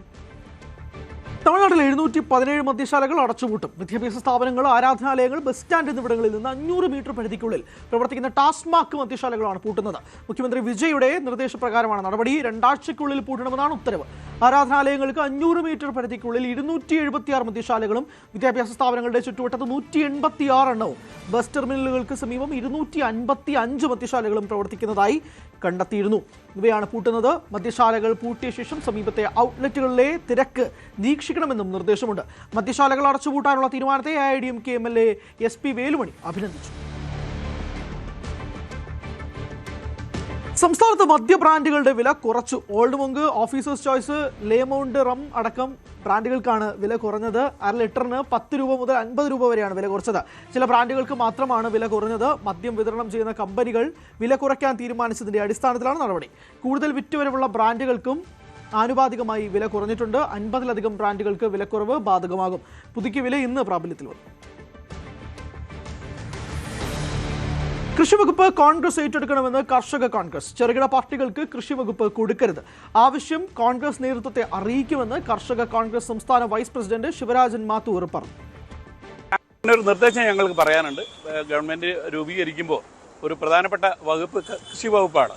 അപ്പോൾ ഈ കൃഷി അതൊരു ഉൽപ്പാദന മേഖല, ഇന്ത്യ എന്ന് പറയുമ്പോൾ അതൊരു കാർഷിക രാജ്യമാണ്. അത് നിലനിർത്തേണ്ട ബാധ്യത ഗവൺമെന്റുകൾക്കുണ്ട്. അതുപോലെ തന്നെ അത് ഒരു നാഷണൽ പാർട്ടി ഏറ്റെടുക്കുകയാണെങ്കിൽ അതിൻ്റേതായ ഒരു മെച്ചം ഉണ്ടാകും എന്ന് ഞങ്ങൾ പ്രതീക്ഷിക്കുന്നു. സെൻട്രൽ ഗവൺമെന്റിന്റെയും അതുപോലെ തന്നെ ദേശീയ തലത്തിലുമൊക്കെ കാർഷിക മേഖലയിലുണ്ടാകുന്ന പുതിയ പദ്ധതികൾ ആവിഷ്കരിക്കാൻ കേന്ദ്രം അതുപോലെ തന്നെ സംസ്ഥാനവും ഒക്കെ യോജിച്ച ഒരു നിലപാടെടുത്ത് മുന്നോട്ട് പോയെങ്കിൽ മാത്രമേ കാർഷിക മേഖല ഇന്ന് നിൽക്കുന്നതിനേക്കാളും മെച്ചപ്പെട്ട രീതിയിൽ എന്ത് ചെയ്യാൻ കഴിയും എന്നുള്ളതിനെക്കുറിച്ച് ഒരു ചർച്ച നടത്തി അതിന് ക്രിയാത്മകമായ ഒരു നിർദ്ദേശം ഉണ്ടാക്കി അത് മുന്നോട്ട് വയ്ക്കണം എന്നാണ് ഞങ്ങൾ താല്പര്യപ്പെടുന്നത്.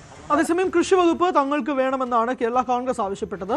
അബു ജോൺ ജോസഫ് നേരത്തെ നടത്തിയ ആ പ്രതികരണം കേൾക്കാം. തീർച്ചയായിട്ടും താല്പര്യമുള്ള വകുപ്പാണ്. പക്ഷെ അതൊക്കെ പാർട്ടി നേതൃത്വം എടുക്കേണ്ട തീരുമാനമാണ്.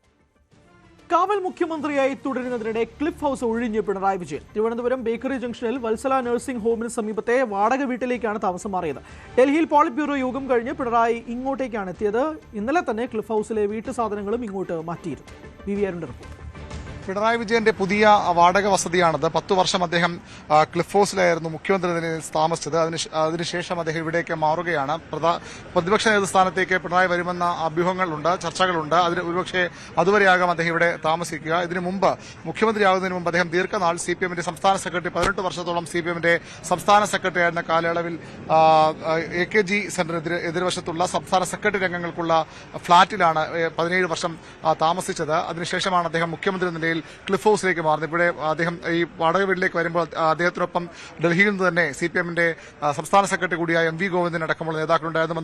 മുൻമന്ത്രി V ശിവൻകുട്ടി, CPMന്റെ ജില്ലയിലെ പ്രധാന നേതാക്കളൊക്കെ ഇവിടെ അദ്ദേഹത്തിന്റെ ഒപ്പം ഈ പുതിയ വീട്ടിലേക്ക് വരികയും ചെയ്തു. അതിന്റെ സ്റ്റാഫ് അംഗങ്ങളും ഒക്കെ ഇവിടെയുണ്ട്. നമുക്കറിയാം പിണറായി വിജയൻ ദീർഘനാൾ തലസ്ഥാനം കേന്ദ്രീകരിച്ച് പ്രവർത്തിക്കുന്നയാൾ. അദ്ദേഹം ഇവിടെ സ്വന്തമായി ഇതുവരെയും അദ്ദേഹത്തിന് വീടില്ല. പകരം അദ്ദേഹം പാർട്ടി സെന്റർ കേന്ദ്രീകരിച്ച് പ്രവർത്തിക്കുമ്പോൾ മുതൽ AKG സെന്ററിലാണ് താമസിച്ചിരുന്നത്. AKG സെന്ററിന് എതിർവശത്തുള്ള സംസ്ഥാന സെക്രട്ടറി അംഗങ്ങൾക്കുള്ള ഫ്ളാറ്റിലാണ് അദ്ദേഹം താമസിച്ചിരുന്നത്. അതിനുശേഷം അദ്ദേഹം മുഖ്യമന്ത്രി എന്ന നിലയിൽ പിന്നീട് ക്ലിഫ് ഹൗസിലേക്ക് താമസം മാറുകയായിരുന്നു. അതിനുശേഷമാണ് ഇപ്പോൾ മുഖ്യമന്ത്രി പദം ഒഴിഞ്ഞ ശേഷം അദ്ദേഹം കാവൽ മുഖ്യമന്ത്രി തുടരുമ്പോഴും ഔദ്യോഗിക വാഹനമടക്കം ഒഴിവാക്കിയാണ് സഞ്ചരിക്കുന്നത്. ഏതായാലും പ്രതിപക്ഷ നേതൃസ്ഥാനത്തേക്ക് പിണറായി വരുമെന്ന അഭ്യൂഹങ്ങൾ ശക്തമാണ്. ഇന്ന് ഡൽഹിയിൽ ചേർന്ന പൊളിറ്റ് ബ്യൂറോ യോഗത്തിലും അത് സംബന്ധിച്ച് ചർച്ചകൾ നടന്നിരുന്നു.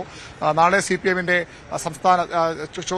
ചൊവ്വാഴ്ച CPMന്റെ സംസ്ഥാന സെക്രട്ടറി യോഗമുണ്ട്. അടുത്ത 2 ദിവസം സംസ്ഥാന സമിതി യോഗം ചേരുന്നുണ്ട്.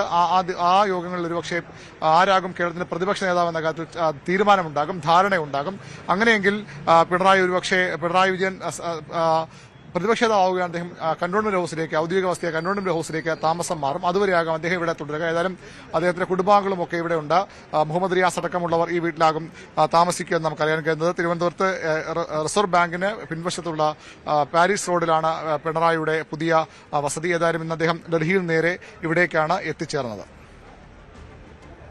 അവയവദാനത്തിനായി വ്യാജരേഖ ചമച്ച കേസിൽ മുഖ്യപ്രതി നജീബിന്റെ അക്കൗണ്ട് വിവരങ്ങൾ പോലീസിന്. അവയവം നൽകാമെന്ന് പറഞ്ഞ് നജീബ് നിരവധി പേരിൽ നിന്നും അഡ്വാൻസ് വാങ്ങിയെന്നാണ് കണ്ടെത്തൽ. 2 മുതൽ 5 ലക്ഷം രൂപ വരെയാണ് വാങ്ങിയത്. നജീബിന്റെ വിദേശത്തുള്ള സഹോദരനെ കേന്ദ്രീകരിച്ചും അന്വേഷണം ആരംഭിച്ചു. അവയവദാനത്തിന് വ്യാജരേഖ ചമക്കലുമായി ബന്ധപ്പെട്ട് അറസ്റ്റിലായ പ്രതി നജീബിനെ കസ്റ്റഡിയിൽ വാങ്ങി ചോദ്യം ചെയ്യാൻ ഒരുങ്ങുകയാണ് police. Aluva rural SP SK സുദർശനും വ്യക്തമാക്കിയതനുസരിച്ച് നജീബിന് വിദേശ ബന്ധമുണ്ട്. നജീബിന്റെ വിദേശത്തുള്ള സഹോദരനെ ചുറ്റിപ്പറ്റിയും അന്വേഷണം നടക്കും. മാത്രമല്ല നജീബ് പണം വാങ്ങിയ ശേഷം, അതായത് വൃക്ക നൽകാം, അവയവങ്ങൾ നൽകാമെന്ന് പറഞ്ഞ് പണം വാങ്ങിയ ശേഷം അത് നൽകാതിരിക്കുകയും തിരികെ നൽകാതിരിക്കുകയും ചെയ്ത സാഹചര്യങ്ങളുണ്ട്. നിരവധി സ്വത്തുക്കളാണ്, സ്ഥലങ്ങളാണ് നജീബ് ഇതിൽ നിന്നും കിട്ടിയ പണം കൊണ്ട് വാങ്ങിക്കൂട്ടിയത്. 2 അക്കൗണ്ടുകളാണ് നജീബിന്റെ നിലവിൽ പരിശോധിച്ചു വരുന്നത്. എന്തായാലും ഇതുമായി ബന്ധപ്പെട്ട് നജീബിന് വിദേശ ബന്ധമുണ്ട് എന്ന് വ്യക്തമാക്കിയിട്ടുണ്ട്. അതുപോലെ നജീബ് ഈ കൂട്ടത്തിൽ ഒരു കണ്ണി മാത്രമാണ്. നിരവധി ആളുകൾ അല്ലെങ്കിൽ ഇതിന് പിന്നിൽ ഒരു വൻ മാഫിയയാണ് ഉള്ളതെന്നും പോലീസ് കണ്ടെത്തിയിട്ടുണ്ട്. വരും ദിവസങ്ങളിൽ ഇതേ ചുറ്റിപ്പറ്റി അന്വേഷണം ഉണ്ടാക്കും. സ്വകാര്യ ആശുപത്രികളുമായി ബന്ധപ്പെട്ടും അന്വേഷണം ഉണ്ടാക്കും. സ്വകാര്യ ആശുപത്രിയിൽ ഈ സർജറികൾ നടന്നിട്ടുള്ള ആശുപത്രികൾ ഏതൊക്കെയെന്ന് തിരിച്ചറിഞ്ഞിട്ടുണ്ട്. കേരളത്തിലെ പല ആശുപത്രികളിലും ഇതുമായി ബന്ധപ്പെട്ട സർജറികൾ നടന്നിട്ടുണ്ട്. കേരളത്തിലെ ആശുപത്രിയിൽ തന്നെയാണ് സർജറികൾ നടക്കുന്നതെന്നും പോലീസ് കണ്ടെത്തിയിട്ടുണ്ട്. അതുമാത്രമല്ല, പാവപ്പെട്ടവരെ ഉന്നം വെച്ചിട്ടാണ് ഇത്തരം അവയവദാന കച്ചവടവുമായി ബന്ധപ്പെട്ട ഇവർ സമീപിക്കുന്നതും അത് കച്ചവടത്തിലേക്കാക്കി മാറ്റുന്നതും പാവപ്പെട്ടവരെ കണ്ടെത്തിയ ശേഷമാണ്. 20 ലക്ഷം രൂപയോളം വാഗ്ദാനം ചെയ്ത ശേഷം അവർക്ക് നൽകുന്നത് തുച്ഛമായ തുകയാണ്. പക്ഷെ പരാതിക്കാരും നിലവിൽ വന്നിട്ടില്ല. പക്ഷേ 25ഓളം ആളുകളെയാണ് കേരളത്തിൽ നിന്നും അവയവദാതാക്കളായി ഇതിനകം കണ്ടെത്തിയിട്ടുള്ളതെന്നും പോലീസ് പറഞ്ഞിട്ടുണ്ട്. ഇതിന് പിന്നിൽ വൻ മാഫിയാണുള്ളത്. അതുകൊണ്ട് തന്നെ ഈ തുടരന്വേഷണം ഉണ്ടാകും. കൊച്ചി സിറ്റി പോലീസും എറണാകുളം റൂറൽ പോലീസും നജീബിനെ പ്രത്യേകമായി ചോദ്യം ചെയ്യുമെന്ന് മനസ്സിലാക്കിയിട്ടുണ്ട്. എന്തായാലും വരും ദിവസങ്ങളിൽ ആശുപത്രി കേന്ദ്രീകരിച്ചും ചില ഡോക്ടർമാരെ കേന്ദ്രീകരിച്ചും ഇതുമായി ബന്ധപ്പെട്ടുള്ള അന്വേഷണവും മൊഴിയെടുക്കലും ഉണ്ടാക്കുമെന്നും Aluva rural SP K Sudarshan വ്യക്തമാക്കിയിട്ടുണ്ട്. ഇതിലങ്ങനെ മനുഷ്യക്കടത്തിന്റെ ആംഗിളുണ്ടോ നമ്മൾ പരിശോധിക്കുന്നുണ്ട്. അതല്ല, കിഡ്നി ആവശ്യമുള്ള ആളുകൾ ഇത്തരം ബ്രാക്കറ്റ്സിനെ സമീപിച്ചുകൊണ്ട് അവർ ഓരോ ഇൻഡിവിജ്വൽ കേസുകളാണെങ്കിൽ ആ ഒരു ആംഗിൾ വരില്ല. അങ്ങനെയാണെങ്കിൽ അത് കൂടുതൽ അന്വേഷണം നടത്തിയെങ്കിൽ ഇതുപോലെയുള്ള ഒരു കൂടുതൽ ആളുകൾ പല സ്ഥലത്തും വന്നിട്ട് അവരുടെ കിഡ്നി ഇങ്ങനെ വ്യാപകമായി എടുത്ത് കൊടുക്കുന്ന സംവിധാനം ഉണ്ടെന്നുള്ളത് കണ്ടുപിടിക്കേണ്ടി വരും. അങ്ങനെ ഉണ്ടെങ്കിൽ ആ ആംഗിൾ അന്വേഷിക്കേണ്ടി വരും. ഇപ്പോൾ ഇതിൽ കണ്ടെടുത്തുള്ള രേഖകളുടെ അടിസ്ഥാനത്തിലൊക്കെ ഉണ്ടെങ്കിൽ നമ്മുടെ ഇവിടെയുള്ള ഹോസ്പിറ്റലിൽ തന്നെയാണ് ഈ സർജറിയൊക്കെ നടത്തിയിട്ടുള്ളത്. ഇനി വിദേശത്ത് ബന്ധമുണ്ടോ എന്നുള്ളത്, ഈ പ്രതി വലിയൊരു ക്രിമിനലാണല്ലോ, അങ്ങനെയൊക്കെ ആ ഒരു ആംഗിൾ കൂടി പരിശോധിക്കുന്നത് ശരി. തൊഴിൽ പീഡന പരാതി ചർച്ച ചെയ്യുന്നതിനായി വിളിച്ചു ചേർത്ത അമ്മ എക്സിക്യൂട്ടീവ് യോഗം കൊച്ചിയിൽ തുടങ്ങി. ശ്വേതാ മേനോനും കുക്കു പരമേശ്വരനും അടക്കം പങ്കെടുക്കുന്നു. ആരോപണ വിധേയനായ ഉണ്ണി ശിവപാൽ ഓൺലൈനായി പങ്കെടുക്കും. ശമ്പളം തടഞ്ഞു വെച്ചുവെന്ന പരാതിയുമായി അമ്മ ഓഫീസിലെ മുൻ ജീവനക്കാരൻ അപ്പു നോർത്ത് പോലീസിന് പരാതി നൽകി. 8 മാസം ജോലിയിലുണ്ടായിരുന്ന യുവാവാണ് പരാതി നൽകിയത്. താരസംഘടനയായ അമ്മയിലെ ട്രഷറർ ഉണ്ണി ശിവപാൽ, അതോടൊപ്പം തന്നെ ജനറൽ സെക്രട്ടറി കുക്കു പരമേശ്വരൻ എന്നിവർക്കെതിരായിട്ടുള്ള പരാതികൾ 2 പരാതികളാണ് എറണാകുളം നോർത്ത് പോലീസിന്റെ മുന്നിലുള്ളത്. ഇന്ന് ചേർന്നിരിക്കുന്ന അമ്മ എക്സിക്യൂട്ടീവ് യോഗത്തിലും ഈ പരാതികൾ തന്നെയാണ് പ്രധാനമായും ചർച്ച ചെയ്യുന്നത്. ഈ 2 പരാതികളും നൽകിയിരിക്കുന്നത് തന്നെ അമ്മ ഓഫീസിലെ ഫ്രണ്ട് ഓഫീസിലെ ജീവനക്കാരായിട്ടുള്ള അതുല്യയും അപ്പുവാണ്. അപ്പു നൽകിയ പരാതിയിൽ പറയുന്നത് തനിക്ക് ഇപ്പോഴും ശമ്പളം തരാനുണ്ട്, യാതൊരു കാരണവും കൂടാതെയാണ് തന്നെ ഈ സ്ഥാപനത്തിൽ നിന്ന് പിരിച്ചുവിട്ടത്. കുക്കു പരമേശ്വരനും ഉണ്ണി ശിവപാലും തന്നെ മാനസികമായി പീഡിപ്പിച്ചു, അല്ലെങ്കിൽ മാനസികമായിട്ടുള്ള വലിയ സമ്മർദ്ദം ഇരുവരുടെയും ഭാഗത്തു നിന്നും ഉണ്ടായി എന്നൊരു പരാതിയാണ് അപ്പു ഉന്നയിക്കുന്നത്. സമാനമായ പരാതി തന്നെയാണ് അതുല്യയും പറയുന്നത്. വലിയ രീതിയിലുള്ള ജോലി സമ്മർദ്ദം, 9 മണി മുതൽ 5 മണി വരെയാണ് ജോലി ഉള്ളത്. പക്ഷേ അത് കഴിഞ്ഞ് വീട്ടിലെത്തുമ്പോഴും ഓഫീസിലെ കാര്യം പറഞ്ഞ് വിളിക്കുകയും രാത്രി 11, 12 മണിക്ക് പോലും തനിക്ക് ജോലി തരികയും ചെയ്യുന്നുണ്ട്. അവധി ദിവസങ്ങളിൽ പോലും വിളിച്ചു വരുത്തി താരങ്ങൾക്ക് ചായയും കാപ്പിയും ഇട്ട് കൊടുക്കാൻ ആവശ്യപ്പെടും. ഒരു ക്ലീനിങ് സ്റ്റാഫ് ചെയ്യേണ്ട ജോലി പോലും തന്നെ കൊണ്ട് ചെയ്യിപ്പിക്കുന്നു. ബാത്റൂം വരെ കഴിയിക്കുന്ന അവസ്ഥയിലേക്കാണ് ഉണ്ണി ശിവപാലിൻ്റെയും പല നടപടികളും മുന്നോട്ട് പോകുന്നത്. ഇതിൽ മനം നൊന്താണ് താൻ ഇതിലൊരു പരാതി കമ്മിറ്റിയിൽ തന്നെ നൽകിയത്. പക്ഷേ അതിനെതിരെ പോലും കുക്കു പരമേശ്വരൻ തന്നോട് മോശമായി പെരുമാറി. അങ്ങനെ പരാതി നൽകുകയാണെങ്കിൽ ഇവിടെ നിന്ന് ജോലിയിൽ നിന്ന് പുറത്തു പോകേണ്ടി വരും. ഉണ്ണി ശിവപാലിനെ അനുസരിച്ച് മാത്രമേ ഇവിടെ നിൽക്കാൻ കഴിയുകയുള്ളൂ. അതോടൊപ്പം തന്നെ പ്രസിഡന്റ് ശ്വേതാ മേനോനോട് ഇക്കാര്യങ്ങൾ പറയരുത് എന്നുകൂടി കുക്കു പരമേശ്വരൻ ഭീഷണിപ്പെടുത്തിയെന്ന് അതുല്യ പറയുന്നുണ്ട്. ഇതിന്റെ തെളിവുകളടക്കമാണ് അതുല്യ ഇന്നലെ പോലീസിന് സമർപ്പിച്ചിരിക്കുന്നത്. എന്തായാലും ഇന്ന് ചേരുന്ന അമ്മ എക്സിക്യൂട്ടീവ് യോഗത്തിൽ ഈ 2 പരാതികളും വിശദമായി പരിശോധിക്കാൻ തന്നെയാണ് കമ്മിറ്റിയുടെ തീരുമാനം. പ്രത്യേകിച്ച് ഉണ്ണി ശിവപാൽ വിദേശത്താണ്. ഓൺലൈനിലൂടെ ആയിരിക്കും ഈ യോഗത്തിൽ ചേരുക. കുക്കു പരമേശ്വരൻ അമ്മ ഓഫീസിലേക്ക് എത്തിക്കഴിഞ്ഞു. പ്രസിഡന്റ് ശ്വേതാ മേനോന്റെ നേതൃത്വത്തിലായിരിക്കും ഈ പരാതികൾ പരിശോധിക്കുക. സംസ്ഥാനത്ത് അടുത്ത 5 ദിവസങ്ങളിൽ ഒറ്റപ്പെട്ട ഇടിമിന്നലോട് കൂടിയ ശക്തമായ മഴയ്ക്ക് സാധ്യതയെന്ന് കേന്ദ്ര കാലാവസ്ഥാ വകുപ്പ്. മഴയ്ക്കൊപ്പം 30 മുതൽ 50 കിലോമീറ്റർ വരെ വേഗതയിൽ ശക്തമായ കാറ്റിനും സാധ്യതയുണ്ട്. ബംഗാൾ ഉൾക്കടലിൽ രൂപപ്പെട്ട ന്യൂനമർദ്ദവും കേരള തീരത്തോട് ചേർന്നുള്ള ലക്ഷദ്വീപിന് മുകളിലായി ചക്രവാത ചുഴി നിലനിൽക്കുന്നതുമാണ് മഴയ്ക്ക് കാരണം. തിരുവനന്തപുരം ജില്ലയിലെ തീരങ്ങളിൽ ഇന്ന് കടലാക്രമണ സാധ്യതയുണ്ടെന്നും ദേശീയ സമുദ്രസ്ഥിതി പഠന ഗവേഷണ കേന്ദ്രം അറിയിച്ചു. കടലാക്രമണ സാധ്യതയുള്ളതിനാൽ മത്സ്യത്തൊഴിലാളികളും തീരദേശവാസികളും ജാഗ്രത പാലിക്കണമെന്നും നിർദ്ദേശമുണ്ട്. പാലക്കാട് കുഴൽമന്ദത്ത് ചികിത്സാ പിഴവ്. ക്ലവൻമുക്ക് സ്വദേശിനി അലീമയ്ക്ക് കുത്തിവെപ്പ് എടുത്തതിന് പിന്നാലെ ഇടതുകാൽ തളർന്നു. കുടുംബത്തിന്റെ പരാതിയിൽ DMO അന്വേഷണത്തിന് ശുപാർശ നൽകി. കഴിഞ്ഞ മാർച്ച് 22-നാണ് ആർത്തവ വയറുവേദനയെ തുടർന്ന് കുഴൽമന്ദം കുടുംബാരോഗ്യ കേന്ദ്രത്തിൽ അലീമ ചികിത്സ തേടിയത്. വയറുവേദന ശമനത്തിനായി അലീമയുടെ കൈയിലും ഇടുപ്പിലും ഓരോ ഇഞ്ചക്ഷനുകൾ ഡോക്ടർ വെക്കുകയുണ്ടായി. കാലുവേദനയുണ്ടെന്ന് അപ്പോൾ തന്നെ ഡോക്ടറെ അറിയിച്ചെങ്കിലും മാറിക്കോളുമെന്നായിരുന്നു മറുപടി. തുടർന്ന് ദിവസങ്ങൾക്ക് ശേഷം കാലിൽ അമിത വേദനയും നടക്കാൻ പറ്റാത്ത അവസ്ഥയുമായെന്ന് അലീമ പറയുന്നു. മാർച്ച് 22 ഇവിടെ ഹോസ്പിറ്റലിൽ നിന്ന് ഇഞ്ചക്ഷൻ വെച്ചിട്ടായിരുന്നു. കാലിൽ തീരെ നടക്കാൻ പറ്റുന്നില്ല. എനിക്ക് ഭയങ്കര ബുദ്ധിമുട്ടുണ്ട്. ഇതുവരെ ഇക്കാന്റെ സപ്പോർട്ടിലാണ് ഇതുവരെ നടന്നത്. പിന്നെ ഉമ്മ മക്കളൊക്കെ കൂടി സഹായിച്ചിട്ടാണ് പോണത്. അത് പണിക്കും പോകാൻ പറ്റില്ല. അത് കീഴിൽ ജോലി ചെയ്തിട്ടാണ് ജീവിക്കുന്നത്. കുഴൽമന്ദം PHCയിൽ വീണ്ടും എത്തിയപ്പോൾ വിറ്റാമിൻ കുറവ് മൂലമാണ് ബുദ്ധിമുട്ടെന്നും പതുക്കെ ശരിയാകുമെന്നും പറഞ്ഞ് മടക്കി അയച്ചതായും കുടുംബം ആരോപിക്കുന്നു. അലീമയുടെ ഭർത്താവ് ഫിറോസിന്റെ വരുമാനത്തിലാണ് 2 കുട്ടികളടങ്ങുന്ന കുടുംബം കഴിയുന്നത്. നിലവിൽ ഫിറോസിനും ജോലിക്ക് പോകാൻ കഴിയാത്ത സാഹചര്യമാണ്. തുടർ ചികിത്സക്കാവശ്യമായ പണം സർക്കാർ നൽകണമെന്നും ചികിത്സാ പിഴവ് വരുത്തിയ ഡോക്ടർക്കെതിരെ നടപടിയെടുക്കണമെന്നും ഭർത്താവ് ഫിറോസ് ആവശ്യപ്പെടുന്നു. എനിക്ക് എന്താണെന്ന് പറഞ്ഞാൽ എനിക്ക് ട്രീറ്റ്മെന്റിന് ഇനി മുന്നോട്ട് പോകാൻ എന്നെ കൊണ്ടാവില്ല. ട്രീറ്റ്മെന്റിന് പോകാൻ സ്പേസ് ചെയ്യും. എനിക്ക് നഷ്ടപരിഹാരം എന്തായാലും ഈ പാരമ്പര്യ ആരോഗ്യ കേന്ദ്രത്തിൽ കിട്ടണം. കുടുംബത്തിന്റെ പരാതിയിൽ DMO വിശദ അന്വേഷണത്തിന് ശുപാർശ ചെയ്തിട്ടുണ്ട്. കുഴൽമന്ദം പോലീസിലും കുടുംബം പരാതി നൽകി. ന്യൂസ് 18 പാലക്കാട്. മാങ്കുളത്തെ വെള്ളച്ചാട്ടങ്ങളിൽ പ്രസിദ്ധമാണ് 33 വെള്ളച്ചാട്ടം. മധ്യവേനലവധി ആഘോഷങ്ങൾക്കായി മാങ്കുളത്തേക്ക് എത്തുന്ന വിനോദസഞ്ചാരികളുടെ ഇഷ്ടകേന്ദ്രമായി മാറുകയാണ് ഇവിടം. എത്ര കടുത്ത വേനലിലും 33 വെള്ളച്ചാട്ടം വരൾച്ചയെ അതിജീവിച്ച് ജലസമൃദ്ധമായി നിലനിൽക്കുമെന്നതാണ് ഇവിടുത്തെ സവിശേഷത. മാങ്കുളം വനത്തിലൂടെ ഒഴുകിയെത്തി ഒരേ നിരയിൽ പാറക്കെട്ടുകളിൽ നിന്നും താഴേക്ക് പതിക്കുന്ന വെള്ളച്ചാട്ടങ്ങളുടെ കൂട്ടമാണ് പ്രസിദ്ധമായ 33 വെള്ളച്ചാട്ടമെന്ന് അറിയപ്പെടുന്നത്. കാട്ടുചോലയിൽ നിന്നും ഒഴുകിയെത്തുന്നതിനാൽ നട്ടുച്ച നേരത്തും ഇവിടുത്തെ വെള്ളത്തിന് ശക്തമായ തണുപ്പ് അനുഭവപ്പെടും. ഈ വിദേശികളും സ്വദേശികളടക്കം ടൂറിസ്റ്റ് കേന്ദ്രത്തിലേക്ക് ഏറ്റവും കൂടുതൽ ആളുകൾ വന്നു പോകുന്ന ഒരിടമായി 33 വെള്ളച്ചാട്ടം മാറിയിട്ടുണ്ട്. അവിടെ പ്രത്യേകത എന്നുള്ളത് വലുവരും ചെറിയവരുമായ കുട്ടികൾ ഉൾപ്പെടെയുള്ള വരുമ്പോൾ സുരക്ഷിത കവചം തീർത്ത് മനോഹരമായ വെള്ളച്ചാട്ടവും കുത്തൊഴുക്കുകളും നീർച്ചാലുകളും കാണുവാനുള്ള വലിയൊരു മനോഹരമായ ഒരിടമായി 33 വെള്ളച്ചാട്ടം മാറിയിട്ടുണ്ട്. മധ്യവേനലവധി ആരംഭിച്ചതോടെ സഞ്ചാരികളും ധാരാളമായി ഇവിടേക്ക് എത്തുന്നുണ്ട്. കാട്ടുമൃഗങ്ങൾ എത്തുന്ന പ്രദേശമാണെങ്കിലും മറ്റ് അപകട ഭീഷണിയില്ലാത്തതിനാൽ കുട്ടികൾ പോലും വെള്ളത്തിൽ ഏറെ സമയം ചെലവഴിക്കും. ആനക്കുളത്ത് കാട്ടാനകളെ കാണാനെത്തുന്ന സഞ്ചാരികൾ 33 വെള്ളച്ചാട്ടവും കണ്ടാണ് മടങ്ങാറുള്ളത്. വനം വകുപ്പും വിനോദസഞ്ചാര വിഭാഗവും ഒക്കെ ഇടപെട്ടാൽ മാങ്കുളത്തെ ഈ 33 വെള്ളച്ചാട്ടം നാടിന് കൂടുതൽ മുതൽക്കൂട്ടാവും. ന്യൂസ് 18 ഇടുക്കി. പട്ടാമ്പി ബൈപ്പാസ് റോഡിൽ വെളിച്ചം വിതറി സോളാർ ലൈറ്റുകൾ. നഗരസഭയുടെ നേതൃത്വത്തിലാണ് റോഡിന് ഇരുവശവും ലൈറ്റുകൾ സ്ഥാപിച്ചത്.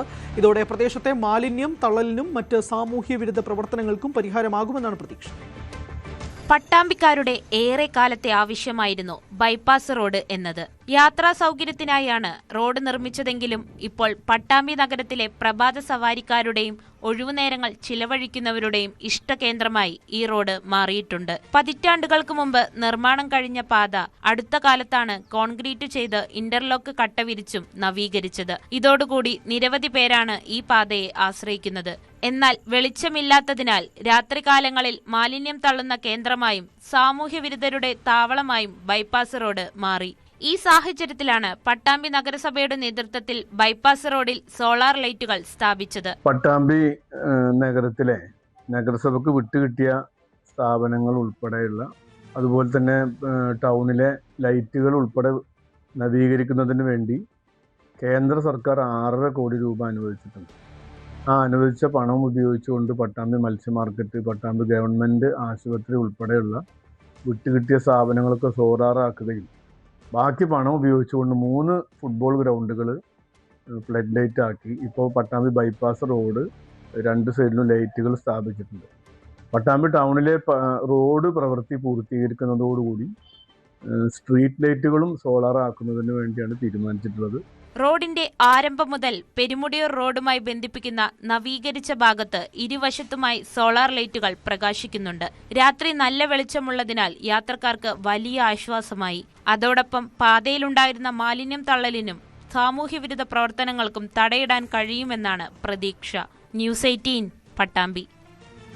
മലപ്പുറം ജില്ലയിലെ 6 വരി പാത പൂർണ്ണതോതിൽ ഗതാഗതത്തിന് സജ്ജമാകുന്നു. കഴിഞ്ഞ വർഷം ഇടിഞ്ഞു താഴ്ന്ന കൂരിയാട് മേഖലയിൽ യുദ്ധകാലാടിസ്ഥാനത്തിൽ നിർമ്മിച്ച പുതിയ പാലം അടുത്തയാഴ്ച തുറന്നു നൽകുന്നതോടെ ജില്ലയിലെ പാത പൂർത്തിയാവുകയാണ്. 2022 മാർച്ചിലാണ് ഈ പാതയുടെ നിർമ്മാണം ആരംഭിച്ചത്. 4 വർഷം കൊണ്ടാണ് കേരളത്തിലെ ഏറ്റവും വലിയ വയഡക്ട് പാലം ഉൾപ്പെടെയുള്ള 77 കിലോമീറ്റർ ദൂരം പൂർത്തീകരിച്ചത്. കുറ്റിപ്പുറം റെയിൽവേ ട്രാക്കുകൾക്ക് മുകളിലുള്ള മേൽപ്പാലത്തിന്റെ നിർമ്മാണവും കൂരിയാട് മേഖലയിൽ റോഡ് ഇടിഞ്ഞ് താഴ്ന്നതുമാണ് പദ്ധതി വൈകാൻ കാരണമായത്. തകർന്ന ഭാഗത്തെ പാത പൊളിച്ചുമാറ്റി 12 മാസം കൊണ്ടാണ് തൂണുകളിൽ പുതിയ പാലം നിർമ്മിച്ചത്. ഇടിമൂഴിക്കൽ മുതൽ കാപ്പിരിക്കാട് വരെയുള്ള ദൂരത്തിലാണ് ഈ 6 വരി പാത. വളാഞ്ചേരിക്കടുത്തുള്ള വെട്ടിച്ചിറയിലാണ് ടോൾ പിരിവ് കേന്ദ്രം. ട്രാഫിക് നിയമലംഘനങ്ങൾ കണ്ടെത്താൻ 115 ക്യാമറകൾ സ്ഥാപിച്ചിട്ടുണ്ട്. ഓട്ടോറിക്ഷകൾക്കും ഇരുചക്ര വാഹനങ്ങൾക്കും ഈ 6 വരി പാതയിൽ പ്രവേശനമില്ല. പുതിയ പാത വന്നതോടെ തൃശൂരിൽ നിന്നുള്ള വാഹനങ്ങൾക്ക് മലപ്പുറം ജില്ല കടക്കാൻ എടുത്തിരുന്ന സമയം 2.5 മണിക്കൂറിൽ നിന്നും 50 മിനിറ്റായി കുറഞ്ഞു. ന്യൂസ് 18 തിരൂർ. പാലക്കാട് ബൈക്കും ചരക്ക് ലോറിയും കൂട്ടിയിടിച്ച് 2 യുവാക്കൾക്ക് ദാരുണാന്ത്യം. എലപ്പുള്ളി സ്വദേശി വിഷ്ണു, പുതുശ്ശേരി മന്ദം സ്വദേശി കാർത്തിക് എന്നിവരാണ് മരിച്ചത്. ഇന്നലെ രാത്രി 10ഓടെ പാലക്കാട് പൊള്ളാച്ചി സംസ്ഥാന പാതയിൽ എലപ്പുള്ളി പേട്ട ജംഗ്ഷൻ സമീപത്തായിരുന്നു അപകടം. ലോറിയിൽ ഇടിച്ചതിന് പിന്നാലെ ബൈക്കിന് തീപിടിച്ചു. റോഡിൽ തലയിടിച്ചാണ് യുവാക്കൾ മരിച്ചത്. എറണാകുളം ജില്ലയിലെ പ്രശസ്ത ക്രൈസ്തവ ദേവാലയമായ മാമലശ്ശേരി മാർ മിഖായേൽ ഓർത്തഡോക്സ് സുറിയാനി പള്ളിയിലെ പ്രധാന പെരുന്നാളിന് തുടക്കമായി. Doctor Thomas Mar Athanasios, doctor Yohanan Mar Dioscorus എന്നിവരുടെ മുഖ്യ കാർമ്മികത്വത്തിൽ പ്രാർത്ഥനാ ശുശ്രൂഷകൾ നടക്കും. പെരുന്നാളിന്റെ ഭാഗമായി പുതുതായി നിർമ്മിച്ച ഹാളിന്റെ സമർപ്പണം നടന്നു. പ്രദക്ഷിണം, നേർച്ച, സ്നേഹവിരുന്ന് എന്നിവയ്ക്കൊപ്പം വിവിധ കലാപരിപാടികളും നടക്കുന്നുണ്ട്. വെള്ളിയാഴ്ച കൊടിയിറക്കത്തോടെയാണ് പെരുന്നാളിന് സമാപനം.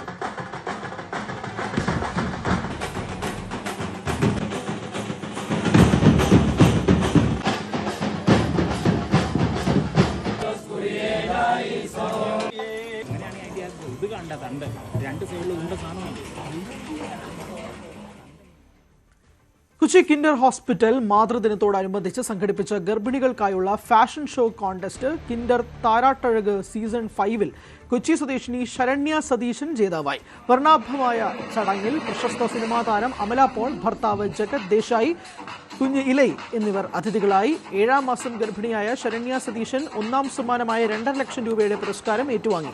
കൊച്ചി ന്യൂവാൽസിലെ അക്കാദമിക് സ്റ്റാഫും 9 മാസം ഗർഭിണിയുമായ ഐശ്വര്യ ജോൺസൺ ഫസ്റ്റ് റണ്ണറപ്പായി. ചടങ്ങിൽ Kinder group chairman doctor Pradeep Kumar, Kinder hospitals medical board chairman doctor AP Radhakrishnan, department of OBG and gynaecology വിഭാഗം ഡോക്ടർ സ്മിത സുരേന്ദ്രൻ എന്നിവർ പങ്കെടുത്തു.